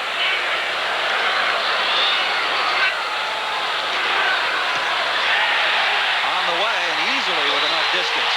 Easily. That was way up there. He really put the wood on that one. Buffalo, where the Bills are enjoying an unexpected 21-0 lead over the Denver Broncos, and Norwood, who just hit the 30-yard field goal into the wind, will now kick off into the wind. In the deep spots, Bell and Lang. Bell on the right side, and they're standing up at the 12-yard line. Squibber down the middle, and handling on the near side is Gene Lang. Lang across the 25, and that's about it as he gets to the 27 or possibly 28-yard line. And Elway, who's had little success today, now has the wind at his back, trailing by 3 touchdowns. If the Broncos are going to do anything, they better get serious right now. This is an important drive. The Broncos have to send a message to the Bills that says, no, we are going to score. And the only way you can do that is you've got to get good play up front. You've got to pass, block for Elway, and those people on the outside have to get downfield and make some big plays. Johnson to the near side. Jackson on the far side, and Elway looking down the middle. Being pressured out of the pocket and on the run. Throws it. Great reception by Johnson at the 42-yard line. He really had to get up there to get that one, and Johnson, who stands only 5'11", went high, and Elway did a good job of improvising for the 15-yard pickup. And that's the statement that I'm talking about. Watch Vance Johnson leap up in the air. This is poorly timed, but he hangs in the air. Watch it. He gets up in there and just hangs there. Good body control, makes the catch. That's a tough catch to make, holds on to it. That's what they need to get going. Only the 3rd first down of the day for Denver, and as you saw, the 2nd reception for Elway, who's gone deep. Johnson at the 13 has the football. The play is still alive. He could score, but he won't. He's pulled down at the 6-yard line. So they come right back, and just that quickly behind the arm of John Elway, the Broncos trying to come off the ropes. And there's no substitute for just the outright speed of Vance Johnson and all the other sprinters they have on the football field. Elway lets it go. Actually, it wasn't such a good pass by Elway. It was good enough for the completion. But had John Elway laid this ball on the outside, this is 6 points, no question about it. Derek Burrows was the defender, and Johnson had to adjust to get to the ball, but Burrows was careless and didn't down him, and they picked up an extra 4 yards. close to the 6-yard line now. Broncos trying to get their first score of the afternoon. They trail 21-0. The pitch out. Comes out wide. Winder trying to smell out the end zone, and he's there. Sammy Winder has the touchdown from 6 yards out, and just that quickly they move right the length of the field and get on the board. And there's a semi-sigh of relief, I think, from a head coach. You said that drive would be so important, and they've capitalized. Big leg drive all the way. Elway showed why he is capable of getting up off the canvas, as we say, and delivering a knockout punch. In this case, it was a touchdown. Here it is now. This is a good move by Winder, who waits. See, he waits now for that lane to develop, gets up inside, reaches the goal line. Touchdown. Kubiak to hold, Carlos the barefooter to kick. There it is, right through the middle. So the Broncos have answered back, and we have a 21-7 ball game in Buffalo. Buffalo intensity and head coaches. You can see it in the face of Dan Reeves.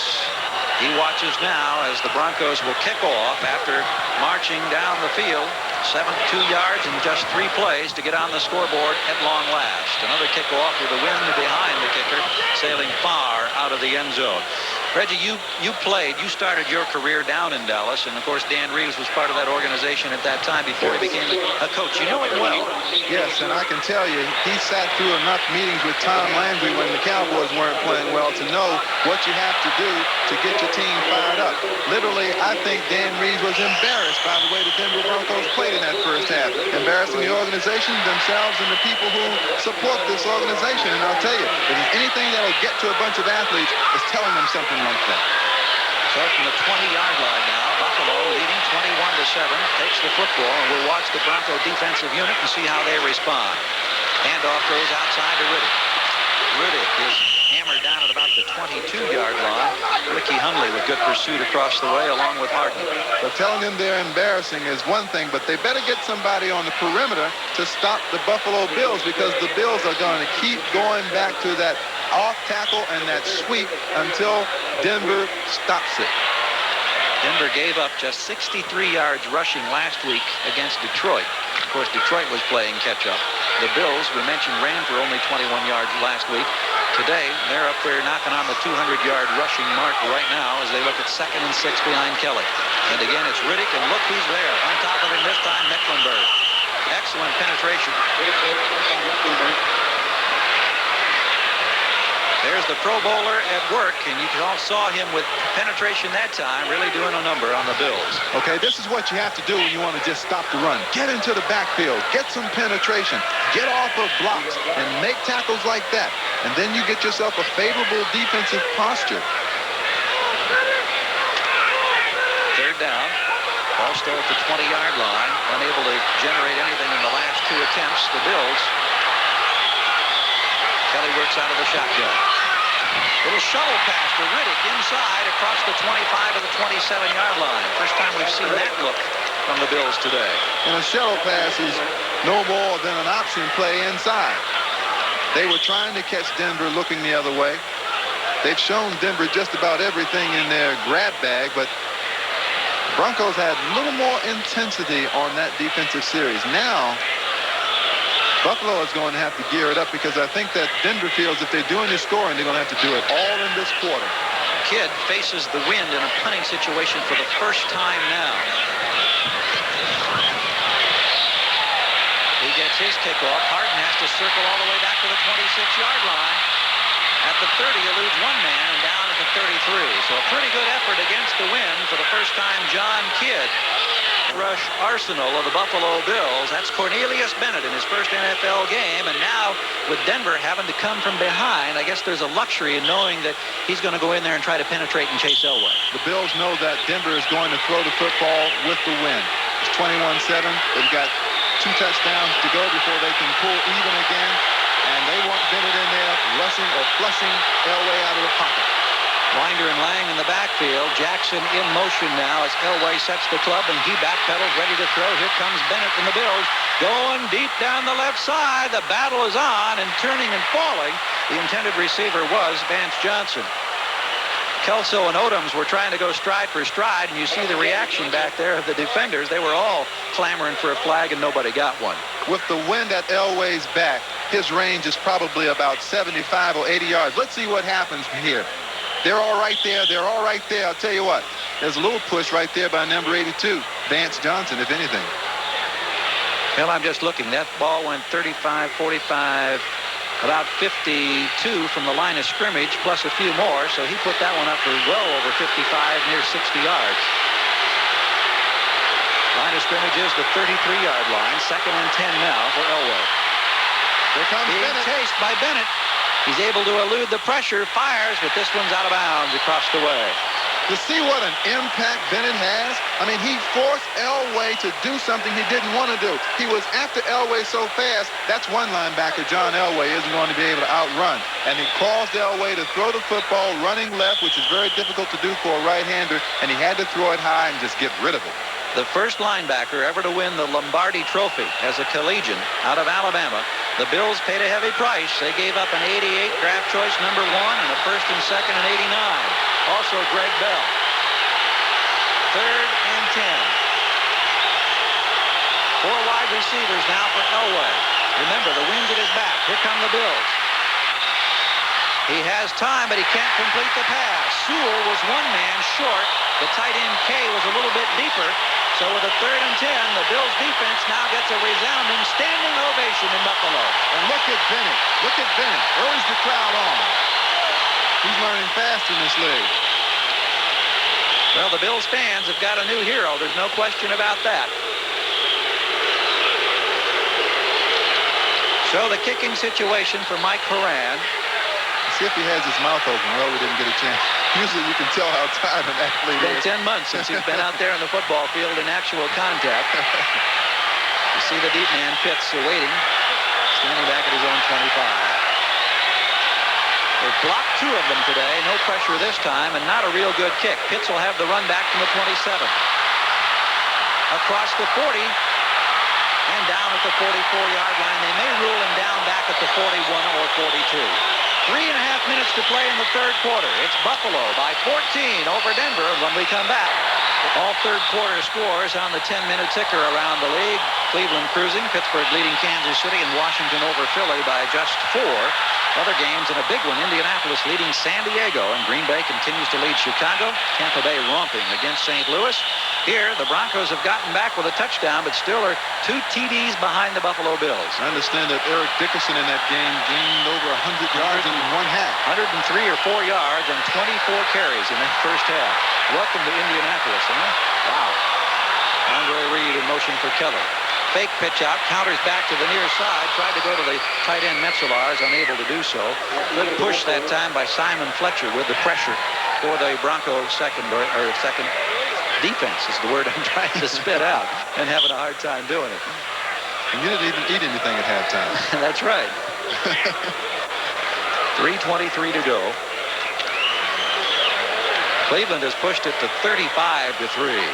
Atlanta's not a good football team. They're having their problems. Browns, of course, had their difficulties losing in overtime in San Diego last week in a big ball game. On the ground, up the middle, and trying to find some running room is Ronnie Harmon, and there's not an awful lot working. You feel that the Broncos defensive unit now is starting to turn things around a little bit more after that opening drive when the Bills got the field goal to start the second half. They really are. Now, go ahead. We're going to go back here on this panel where we did get but a quick look at Green Bay and Chicago. Green Bay leading that one 21-13, and Minnesota giving the Raiders a real tough time. Ball just short of the 40-yard line now with 3:18 to play 3rd quarter in Buffalo, where the Bills enjoy a 14-point lead. Buffalo with the football. Kelly out of the shotgun. Fires incomplete. This one intended for Burkett. Again, having to throw against the breeze, and it just has been steady all game long at about 25 miles per hour. Well, they can thank Rulon Jones for that also, because he had a hand in hurrying the throw from Kelly. I'll tell you something else. I'm going to make a prediction. All right. Denver's going to get the football, and they're going to have the win at their back. If they're going to win this football game, they've got to get another score in the 3rd quarter. If they don't get another score in the 3rd quarter, I don't think they have a chance to win. John Kidd back at his own 25. Here comes the Denver rush. He better hurry. Oh, he barely got that off. It's not a good kick. It takes a bounce, however, for the Bills, and he picks up an extra 7 yards, and it goes to about the 29-yard line. He barely got it away. There was a lot of pressure up the middle that time. Only 31 yards into the win. Second half of today's big doubleheader, of course, is coming up. Most of you are going to be seeing the #1 ranked passer, Dan Marino, going head-to-head with Boomer Esiason, who threw for close to 400 yards and a couple of touchdowns last week. That'll be Miami against Cincinnati. Others will see the Oilers and the 49ers. That's another matchup of division leaders. At the 29-yard line, 3 minutes and 3 seconds for Elway to capitalize on the factor that the wind is at his back. Mitchell, the tight end, now in motion. Elway has a man. Hey, midfield couldn't hang on. Talley may have got a fingertip on it out there as the right outside linebacker dropped back and was protected. Elway is going to have to go all the way with K because Orson Mobley, the backup tight end, the big fellow who's about 265 pounds, has injured his ankle, and I don't think he'll return. That's the indication that we have. So that's our first look just a moment ago at Bobby Mitchell, who can double as either a fullback or as a tight end. 2 wide receivers now. Mateo at the bottom. Big speed. Inside handoff. Sewell sweeping to the left. No place to go as he's hit hard at the 30-yard line. Odoms and one of the linebackers over on the far side collided. It was Talley. There's Conlon that comes over, who helped out on the stop, and there's a rookie that's going to help this ball club defensively as well. Here's an unusual situation that you find in the third quarter. I'm surprised that Elway ran that football because that uses up time on that clock. It's very valuable. They must throw the football on almost every down so that if it isn't complete, it's incomplete, the clock stops, and they save time. You saw Talley on the sideline favoring that knee. 3rd and 9 for Elway. Broncos trailing 21-7, late third quarter. Bennett trying to flush him out of the pocket, does so, being chased by Smirlis and out of bounds for the loss. Cornelius Bennett was coming from the left, Smirlis up the middle, and Smirlis ended up forcing him out of bounds. Bennett is the reason why Elway went left. He felt the pressure of Bennett coming around the corner. It was going to be another second before Bennett was going to be able to get to him. Elway went left, was unable to throw the football because he's right-handed and couldn't turn to throw the ball back down the field. And that counts as a sack, the first by the Buffalo Bills against Elway today. Horan, who had 2 kicks blocks, both when he was kicking into the wind in the first half, both resulted in safety, now stands back at his own 7-yard line.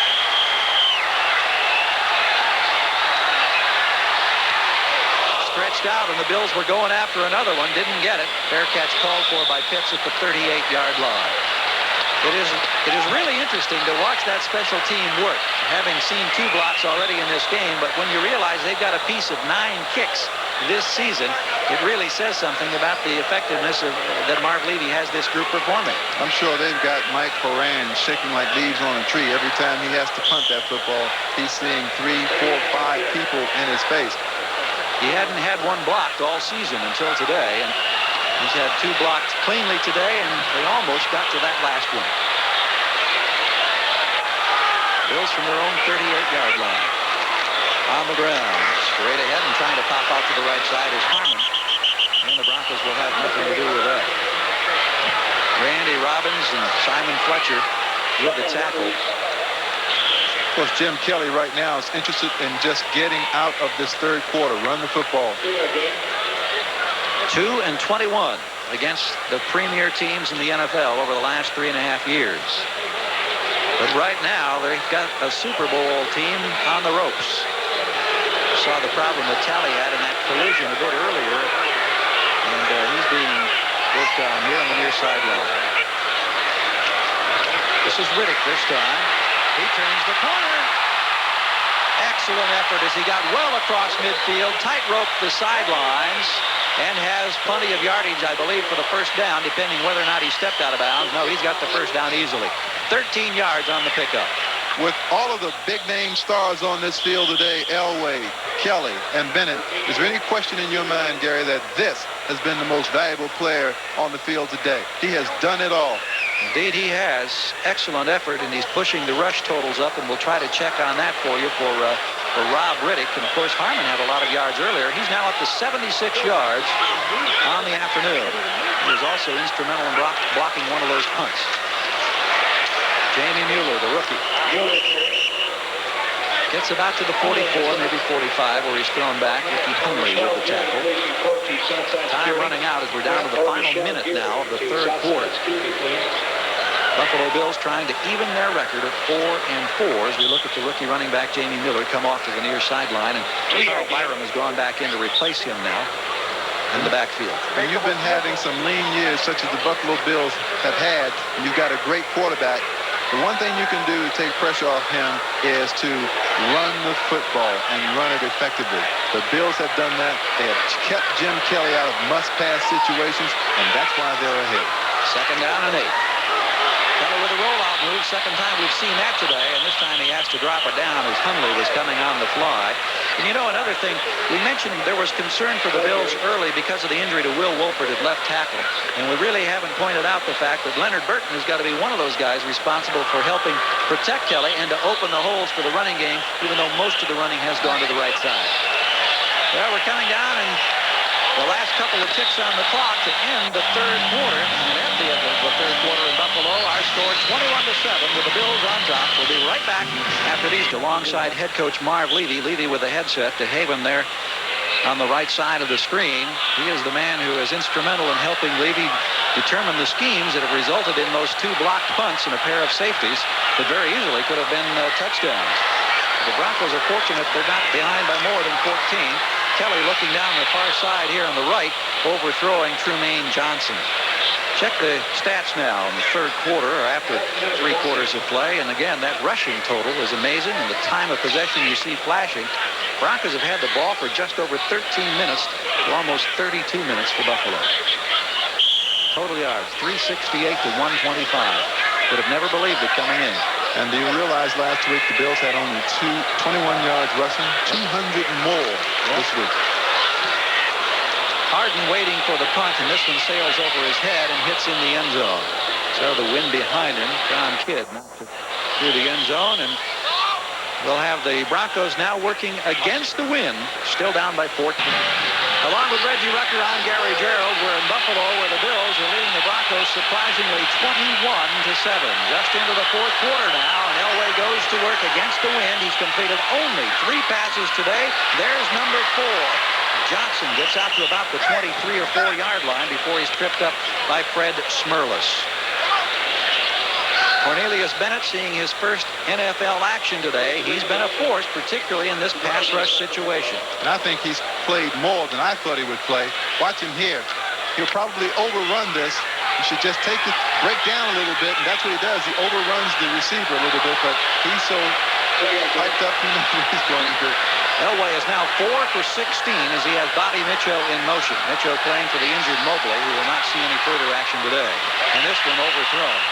Now, it's really tough. I mean, not only battling the wind, but Elway, a man who can throw off 1 foot or on the run, but when you've got to use the strength to get through the wind, that makes it tougher, doesn't it, for the quarterback? Certainly. They'll want Elway to set up strong in the pocket, have a good foundation, step forward, step strongly toward that receiver, and then deliver that ball, because as you can see, the wind is a big factor throwing the football this way.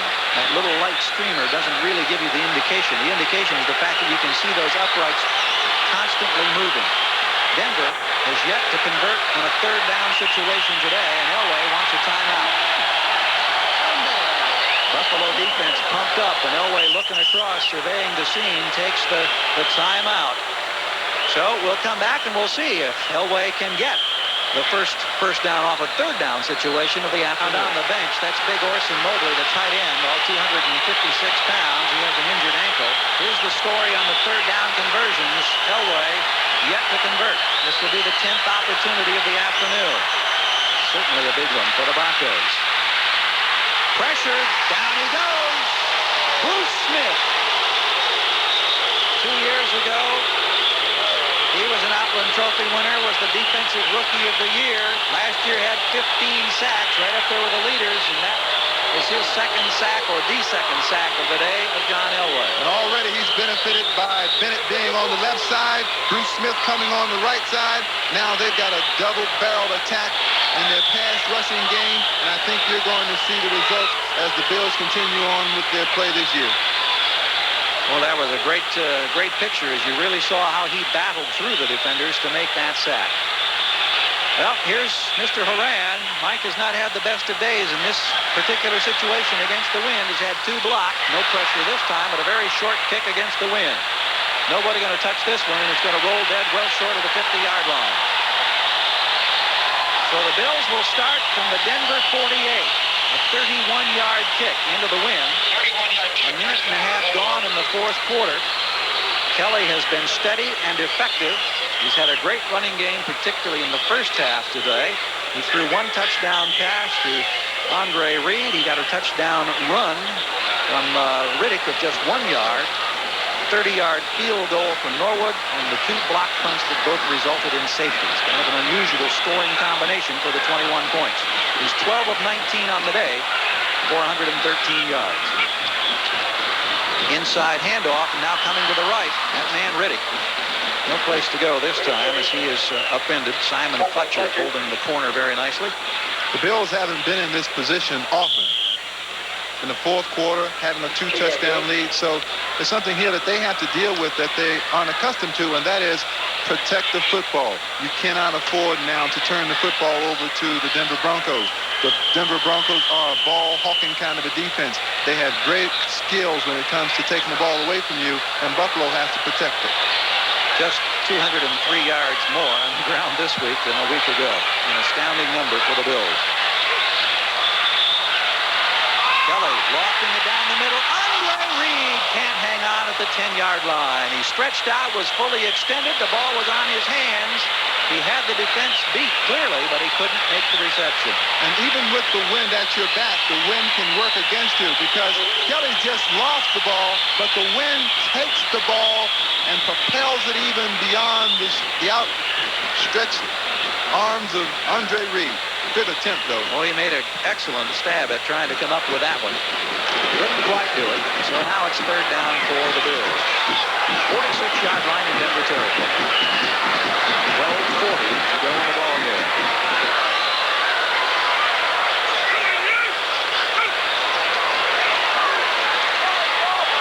On the far side, overthrowing Reed. Wilson, the defender over there that time against Andre. And so the Bills unable to come up with a first down. Will send John Kidd on now, and he'll try to punch one out in the corner. That was a pass that Jim Kelly should have hit that time. He had good protection. The receiver was open. Overthrew the football to the outside. Kelly now 12 of 21 on the afternoon as Kidd gets his kickoff. Straight up in the air. It's high. Trying to hang it up down there around the 10. The wind pushes it. Gets the roll. Nope, now it just kind of dies at about the 13-yard line. Bouncing around. It touched somebody, but it rolls actually dead at the 9. Good effort that time by Kidd, who hung it up for 36 yards. Denver in trouble into this one. We build it as the battle of the heavyweight quarterbacks, and it would seem that John Elway's on the ropes right now with the Broncos. Yeah, but I think Dan Marino could knock both these guys out. Indeed. Let's take a look now at the tail of the tape. The battle for the Top Gun trophy. You see the numbers on the afternoon for the respective quarterbacks. Machine Gun Kelly and Top Gun Elway. On the ground, the Broncos trying to come out of a hole and get out only close to the 10-yard line as Scott Radisek is there on that tackle. Clock will very shortly become a definite factor, having to go against the wind and having to battle the clock as we're down now to 12 minutes and 2 seconds to go in the football game. Cornelius Bennett has not played football since, what, the Sugar Bowl in January or something like that? I cannot believe that he is on the football field as much as he is. There you get a look at the heralded rookie. Figured in the Anthony Dickerson deal a week ago. Elway sets up camp back at the 1. Now the scramble is on, and he dives out to about the 13-yard line. You need to get out close to the 20 to get to the first down. We'll update some activity now as we check the 10-minute ticker. Still Washington by 4. Kansas City with a couple of Nick Lowry field goals now in the lead. Cleveland is cruising. Kozar with 2 touchdown passes there. Ernest Biner has scored 3, incidentally. And look at San Diego. Behind Fouts to Lionel James, they've come back to tie it up against Indianapolis. Tampa Bay and St. Louis making a rally here in the 4th quarter of that ball game. Here in Buffalo, it's 21-7. The Bills leading Denver. Elway out of the shotgun, and here comes the blitz. Sewell, I don't think ever saw the football coming. The pressure on Elway, and as Sewell turned around, there is a penalty marker down, however. As Sewell turned around, the ball was already by. You see the reaction from Denver. John Ayers would indicate that this call is going to go against Buffalo. Dick Jorgensen. 12 men on the field. Defense, 5 yards, still third down. 12 men on the field gives you a little unfair advantage. Yeah, I think you can rush the quarterback with a couple of extra guys.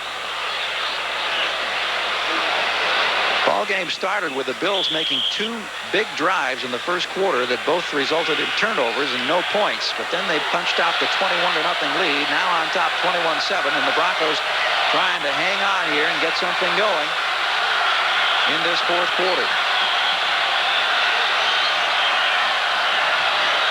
Elway straight ahead, just across the 20. Looks like he'll have just enough for the first down. By design. Now, last week he ran for a couple of scores in the shutout victory that the Broncos enjoyed against Detroit. See, normally when you play against Elway and you're covering people downfield, he does incredible things like throw the ball 60 or 70 yards across the field. But the Buffalo defenders now can cover the receivers tighter because they know that Elway cannot get the ball that far downfield into this strong wind. Defensively on the corners, the rookie Odoms and Derek Burrows. Mitchell in motion for Elway. Against the wind and incomplete at the 38-yard line. Clarence Kay, the tight end, the intended receiver. Shane Conlon, the rookie outside linebacker.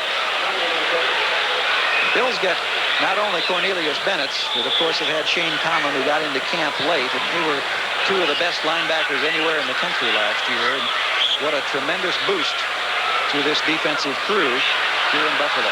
The building blocks are in place for a solid defense here in Buffalo for a long time to come. Second down and 10.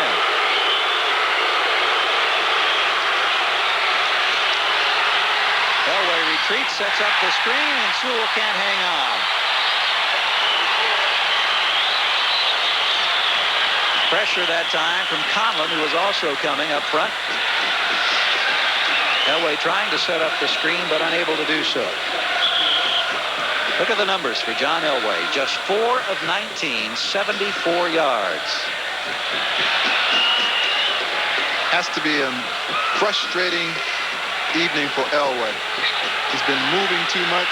He hasn't been able to set himself. Great pressure on him. Fewest number of passes in any game this year. He had completed 16. He's completed just 4 this afternoon. Right over the middle, there's number 5, Kay, out at the 31-yard line. That'll be good for the first down. Nate Odoms with the tackle, but Elway set up strong and drilled that one for 11 yards to Clarence Kay. Excellent field awareness by Kay. He went down a couple of yards past the first down marker and turned in and remained there as Elway spotted him. That's one of the best passes, incidentally, that we have seen into the win today. The last time that John Elway completed less than 10 passes in a game was in early season last year. He was 7 of 12 against Philadelphia. He's now completed 5 and is looking for number 6. And again, Kay is the man at the 41-yard line. Good pop defensively that time by Scott Radisek, number 97, but Kay hung on very nicely, and that's going to be very close to a first down as well. Well, the shortest distance is a straight line. Elway sending Kay straight down the field, and he's throwing straight down the field. It's the best pass, and look at the hit by number 97, Radisek. Radisek, who was acquired on waivers out of Kansas City, putting some muscle behind that hit. Inside handoff on the ground, Steve Sewell, but just not much working. McNanny and Smirlis tuning up there for the tackle for Buffalo. I'm not sure if John Elway can afford to run the football, Gary. He has to score 2 touchdowns. He's into this horrendous win. He's had great pressure on him from Bennett and Smith all day long, and he's going to have to throw the football whether he wants to or not on virtually every down. Just inside 9 minutes to go now. We have the clock stopped as they bring the chains on for the measurement to see whether or not Kay got the first down yardage, and by the nose of the football, it's there. That's Cornelius Bennett, number 55, in his first NFL game. And with the Bills enjoying the early luxury of a 3-touchdown lead, he has been in greatly helping the pass rush with his amazing, astounding quickness.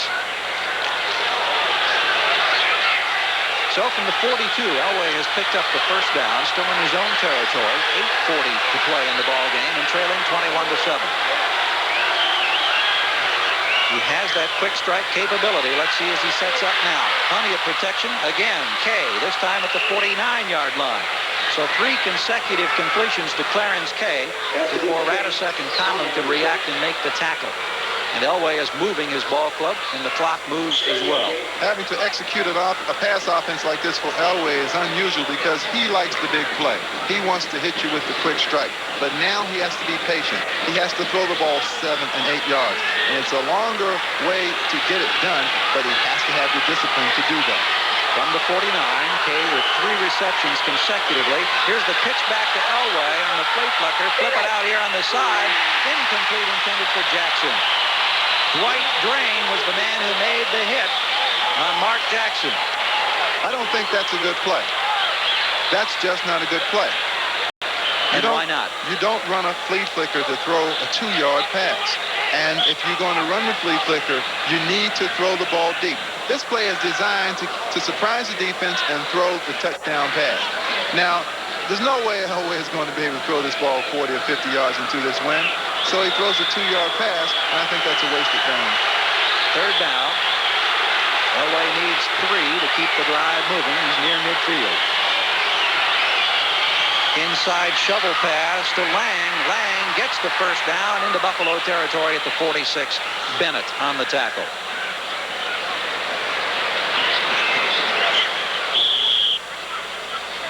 Lang for the first down. A lot of things that an athlete brings to the game, but there's some things you can't teach. Let's watch number 55, Bennett, react to this play, and look how quickly he's back on the ball carrier. He was 5 yards away from the ball carrier when that initial contact was made, and then he just popped, was right there to finish him off. At the 45, first down, the fake in trouble. He avoids Bennett and then throws and completes the pass.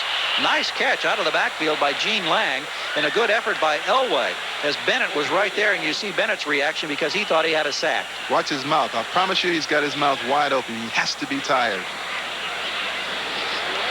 Now he's on Elway. Watch, left side of your screen, flash. He's on Elway before Elway has even set up. That's impossible.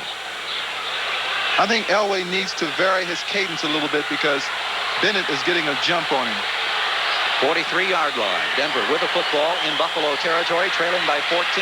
Elway looks off one man, now goes deep and completes the pass to Johnson at the 33-yard line. Johnson pulls it in. Eric Burrows is there to defend for the Bills, but Elway patiently moving his ball club has another first down. The clock continuing to run now at 6:52 after that 11-yard pickup. Vance Johnson on the sideline, number 82. We talked about that extraordinary individual brilliance by Elway. We're beginning to see it now. With all the pressure that he's getting from the Bills and with the wind conditions, he is now bringing the Broncos back.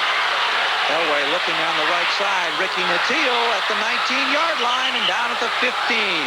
Nattiel came on to replace Johnson, who may have been shaken up in the last play.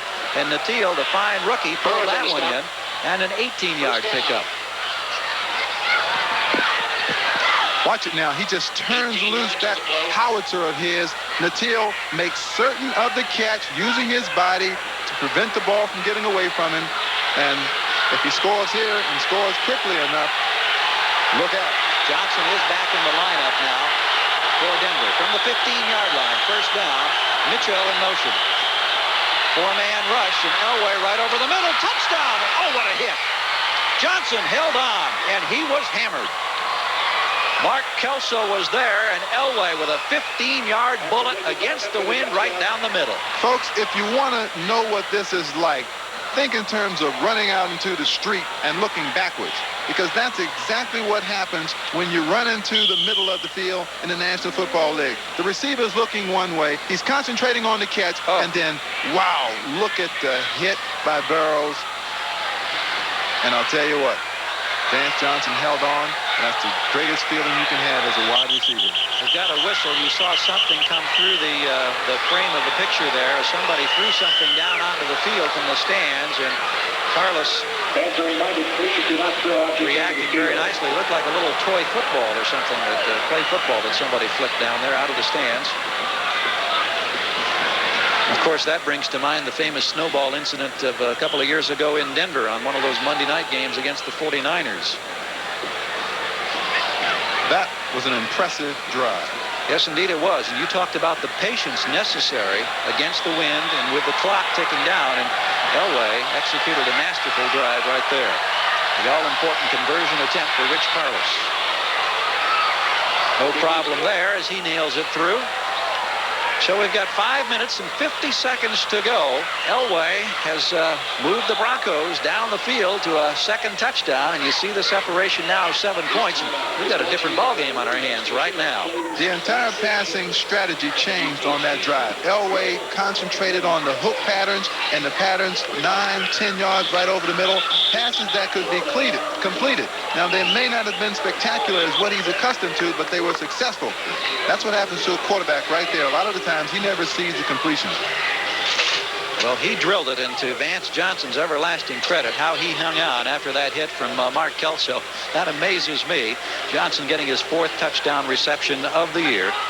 And you see the numbers now for Elway. And remember, it wasn't that long ago. We were 3 for 15 in this category, and now he's 12 for 28. And at long last, there's a smile on his face. And that's how you build reputations. Legends are made like that. People will say, I'll never forget the drive that Elway made into the wind. Or I'll never forget the drive last year in the AFC Championship game, 98 yards for a touchdown. And Vance Johnson being able to hang on to a football in traffic. When other defensive backs around the league see that, they're going to say he's a tough receiver. Well, that's made it a 21-14 ball game. We're going to take one more look at this touchdown to give you an impact, a feel of the impact. Well, you really can't appreciate what I'm talking about unless you've been in that situation before. Well, you've been there. You played in this league for a lot of years, and I know you had your share of hits. And I'm just glad that this body never had to take punishment like that. My goodness. My playing partner in those days was back in Denver, Dave Logan. Outstanding receiver. Used to take a lot of those hits just like that. So the kickoff now to the Bills. Ball hits some man, and now it's picked up. Tasker crossed the 20. And down at the 22-23 yard line. Broncos trying to dig that football loose down there now. 5 minutes, 39 seconds yet to go, and they came up with the football. They have the football. In that scramble down there, the ball was loose. We saw them digging and thought it was a token effort after the play had been whistled dead. That's not the case. And the Broncos, who were on the ropes not that many minutes ago, have an opportunity right now as they have forced the turnover. And we'll take another look. Tasker going to the right of your screen, number 89, carrying that ball very loosely. He does not have 2 hands on it, and that ball comes out before his knees touch the ground. And Denver is on it. Trying to see which one of the Broncos came out of there with the football. Dick Jorgensen. Replay is reviewing the play. There's the booth. Art McNally, who is the chief of officials for the National Football League, is here as the replay official today as the reviewing process is underway. And you can imagine the thoughts churning now through the minds of Dan Reeves, because this is a critical call coming up right here. Not to mention the thoughts going through this gentleman's head, Marv Levy. Well, let's take another look at it. As you can see, to the right of your screen, number 89, Tasker, is held up right there. Now, if his knees don't touch the ground, it's a good call. I can't tell from that angle. That angle I couldn't tell. But apparently from this angle here, I think will give you a better idea that I think that it's a good call. Now, see, his knees aren't down yet. The ball's out. The ball is out. The ball belongs to Denver. The ball is out of there. Yep. We're waiting for the official judgment from upstairs. Mark Munford was the man down here who got on top of the football for the Broncos. And you really have to maintain your poise in that situation, because the worst thing you can have happen, let's listen. After review by replay, the ruling is Denver recovered. It's a correct call. There's the call officially now. So at the 20, Number 89 prepared his helmet. at the 23-yard line, First down. Broncos take over first down. No, they're going to tack on Yeah. the unsportsmanlike conduct penalty for the protestations of the Buffalo Bills, and you just can't do that. At least you can't say some of the things that they probably said. So that moves the ball to the 11-yard line. Well, you talk about dramatic turnarounds in the fourth quarter. We've just seen one right here in Buffalo. On the ground, it's Winder inside the 10 and still struggling forward until they bend him back.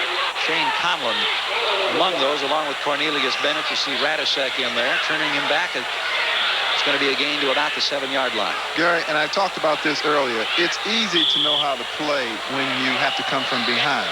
But when you're not accustomed to playing ahead and knowing that you've got to take care of the football, it's a different feeling. It's a different concept, and I don't think the Buffalo Bills are used to it, and they gave the football back to Denver just then.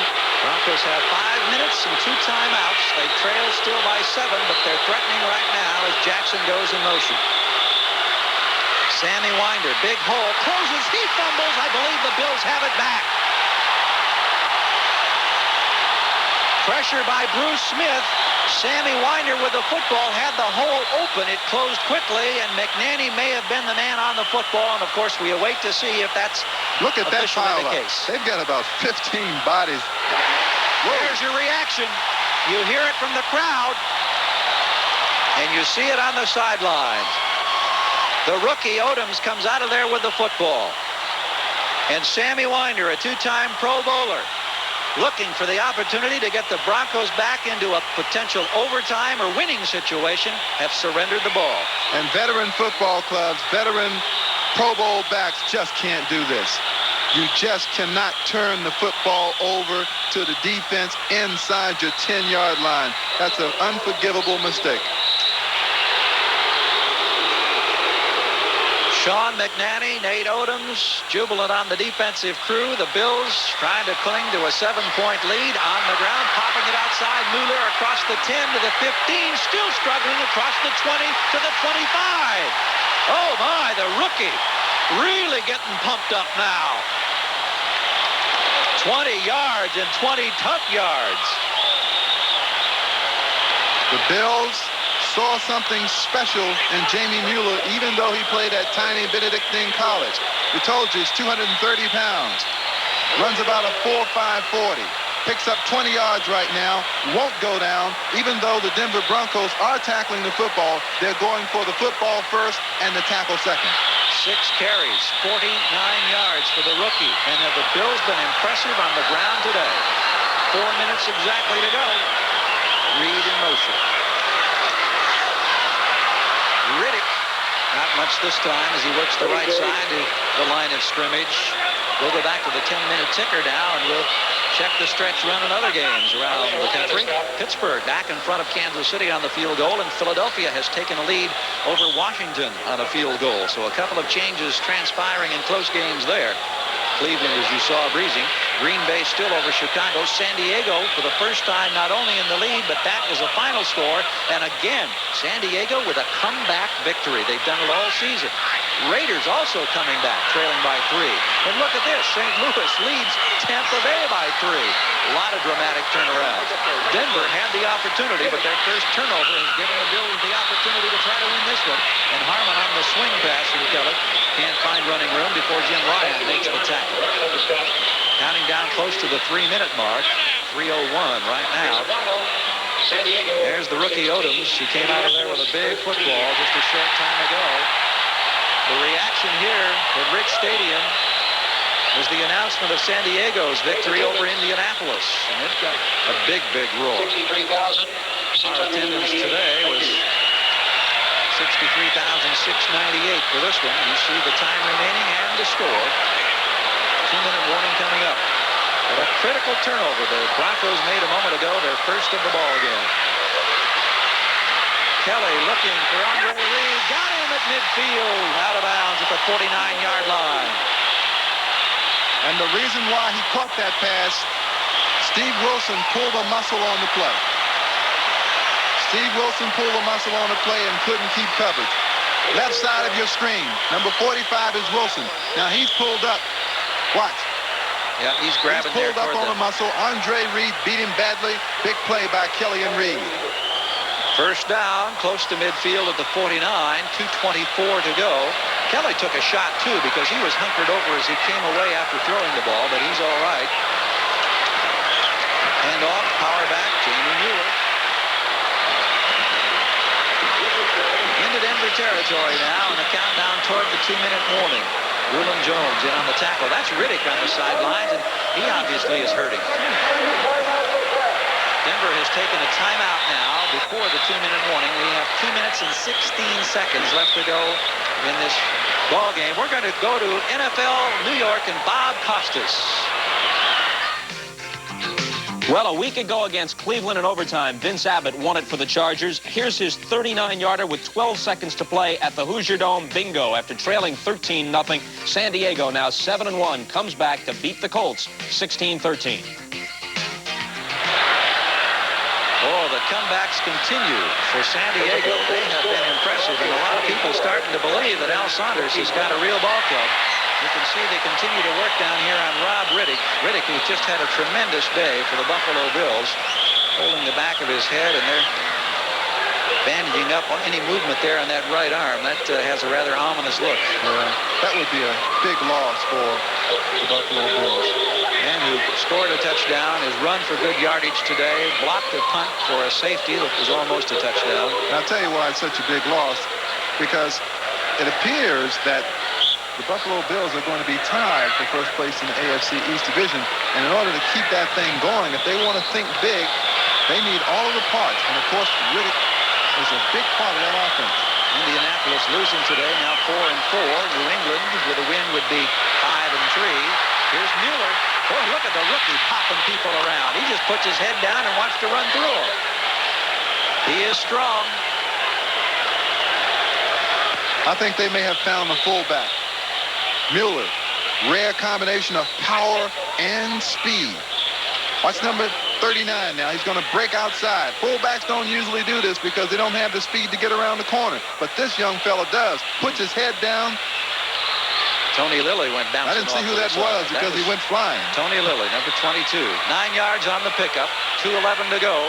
Bills moving the football, protecting a 7-point lead. Mueller, no place this time. Lost the football for the second time today. Bills maintain possession. Mueller had a fumble in the first quarter, and the Bills had a long drive that was negated by the fumble, and here he loses it, but the Bills get it back, and we see Riddick headed for the locker room. 2-minute warning in Buffalo.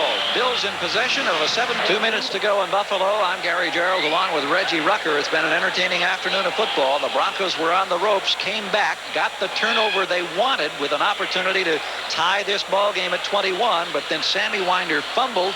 The Bills took possession on the recovery, and they have now moved into Denver territory, and they have to protect for 2 more minutes to get what would be their 4th win of the year and bring them up to 500 football. Let's take a look at the Denver Broncos report card on the day today. Elway, who had so many problems in the first half, trying to complete passes against the wind, got the numbers going as he generated a couple of scoring drives after all.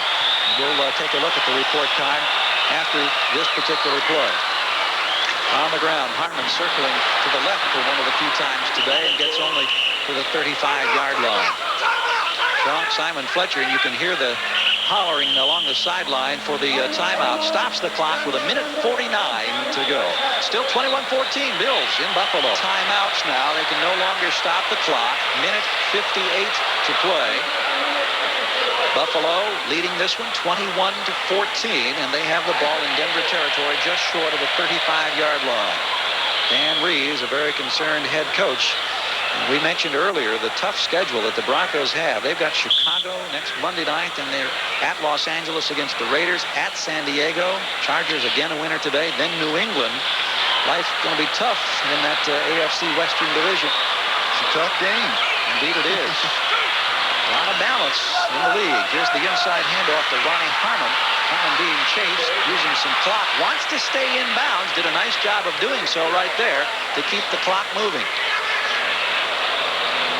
You see the countdown continuing. Kelly with a 9-yard touchdown pass to Andre Reed. on the ground. Riddick scored one from a yard out.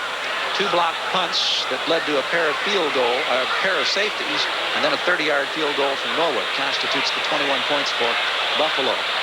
Elway had a 15-yard touchdown pass to Johnson, and Sammy Winder had a 6-yard touchdown run, resulting in the only scores. So now with a 4th down for Buffalo, the Broncos going to get their hands, it appears, on the football, and the clock continuing to count down, 1:05, and they're taking it down all the way, and they'll take the 5-yard penalty. 1:02 to go.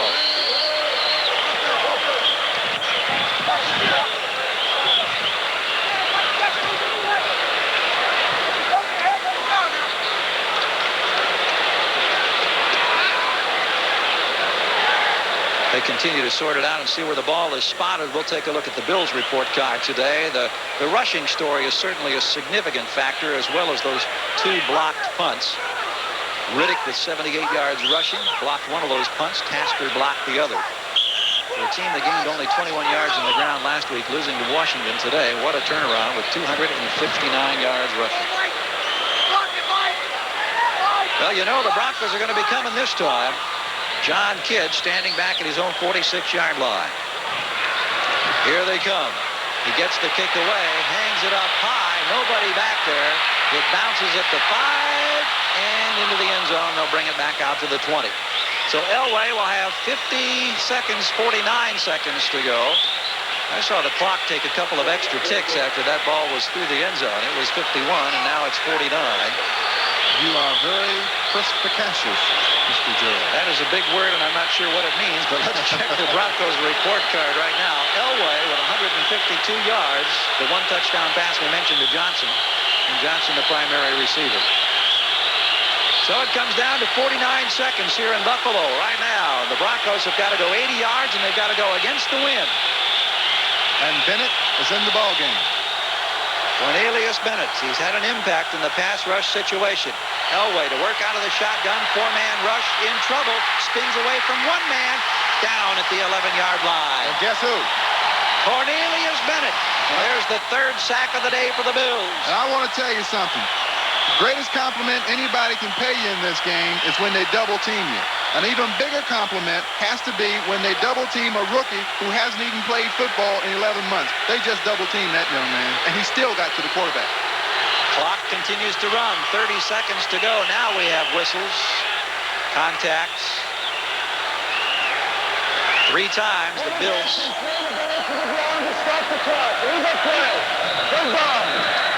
3 times the Bills have gotten to Elway today.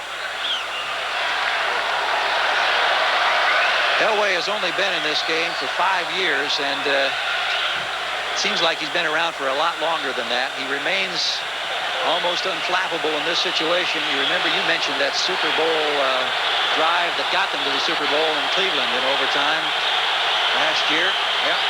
He needs to go deep into the bag of tricks right now. Backpedaling to the 2-yard line to set up. Fires and drills it out to Kay, loses the football. That's a free ball, and the Bills have recovered. Dwight Drain is there, and for all intents and purposes, this ball game is over. They ruled it a reception, and the ball knocked away. The 2nd turnover in the late stages of this contest. We'll see whether or not this one will be subject to any review. Buffalo has called timeout. We've got 22 seconds to go. Let's take another look, Reggie. This play pretty much typifies the entire day for the Denver Broncos. What he was trying to do was he lateraled the football to Sewell coming on the outside. It was one of those hook and ladder plays where you hook and then you toss the ball outside, but he never had an opportunity to pitch the football. One of the Bills shaken up, waiting to see who it is, who's stretched out at the 22-yard line. Derek Burrows, we can see now. What a big win for this Buffalo organization with 22 seconds to go if they're able to hang on and do it, and certainly they ought to be able to because Denver has no means of stopping the clock at this point. Time now for our Most Valuable Player Award, sponsored by Budweiser. What a tough way to leave a ball game for an MVP. Rob Riddick of Buffalo is today's MVP. He ran 19 times for 78 yards. He scored 1 touchdown. He blocked a punt that resulted in a safety. Budweiser will make a contribution to the United Way on behalf of all the MVPs selected in today's games. Certainly hope that the injury to him is not severe. You see Burrows coming back, and he appears to be okay after being shaken up a moment ago. And with all that we, excuse me, Gary, with all that we saw, had it not been for the fumble that Winder made down inside the 10-yard line, Denver still had a chance to play, although I'm not so sure that they were deserving of a win, because certainly the Buffalo Bills outplayed them soundly. Kelly on a knee, turns around, salutes the crowd. 65,000 strong, roaring their approval as we see the final seconds tick away, and a bitter, bitter loss for Dan Reeves and the Denver Broncos, whose record now 4-3-1 on a day when San Diego has already won to stretch their advantage in the AFC West. A handshake with Marv Levy, whose Buffalo Bills are now 4-4.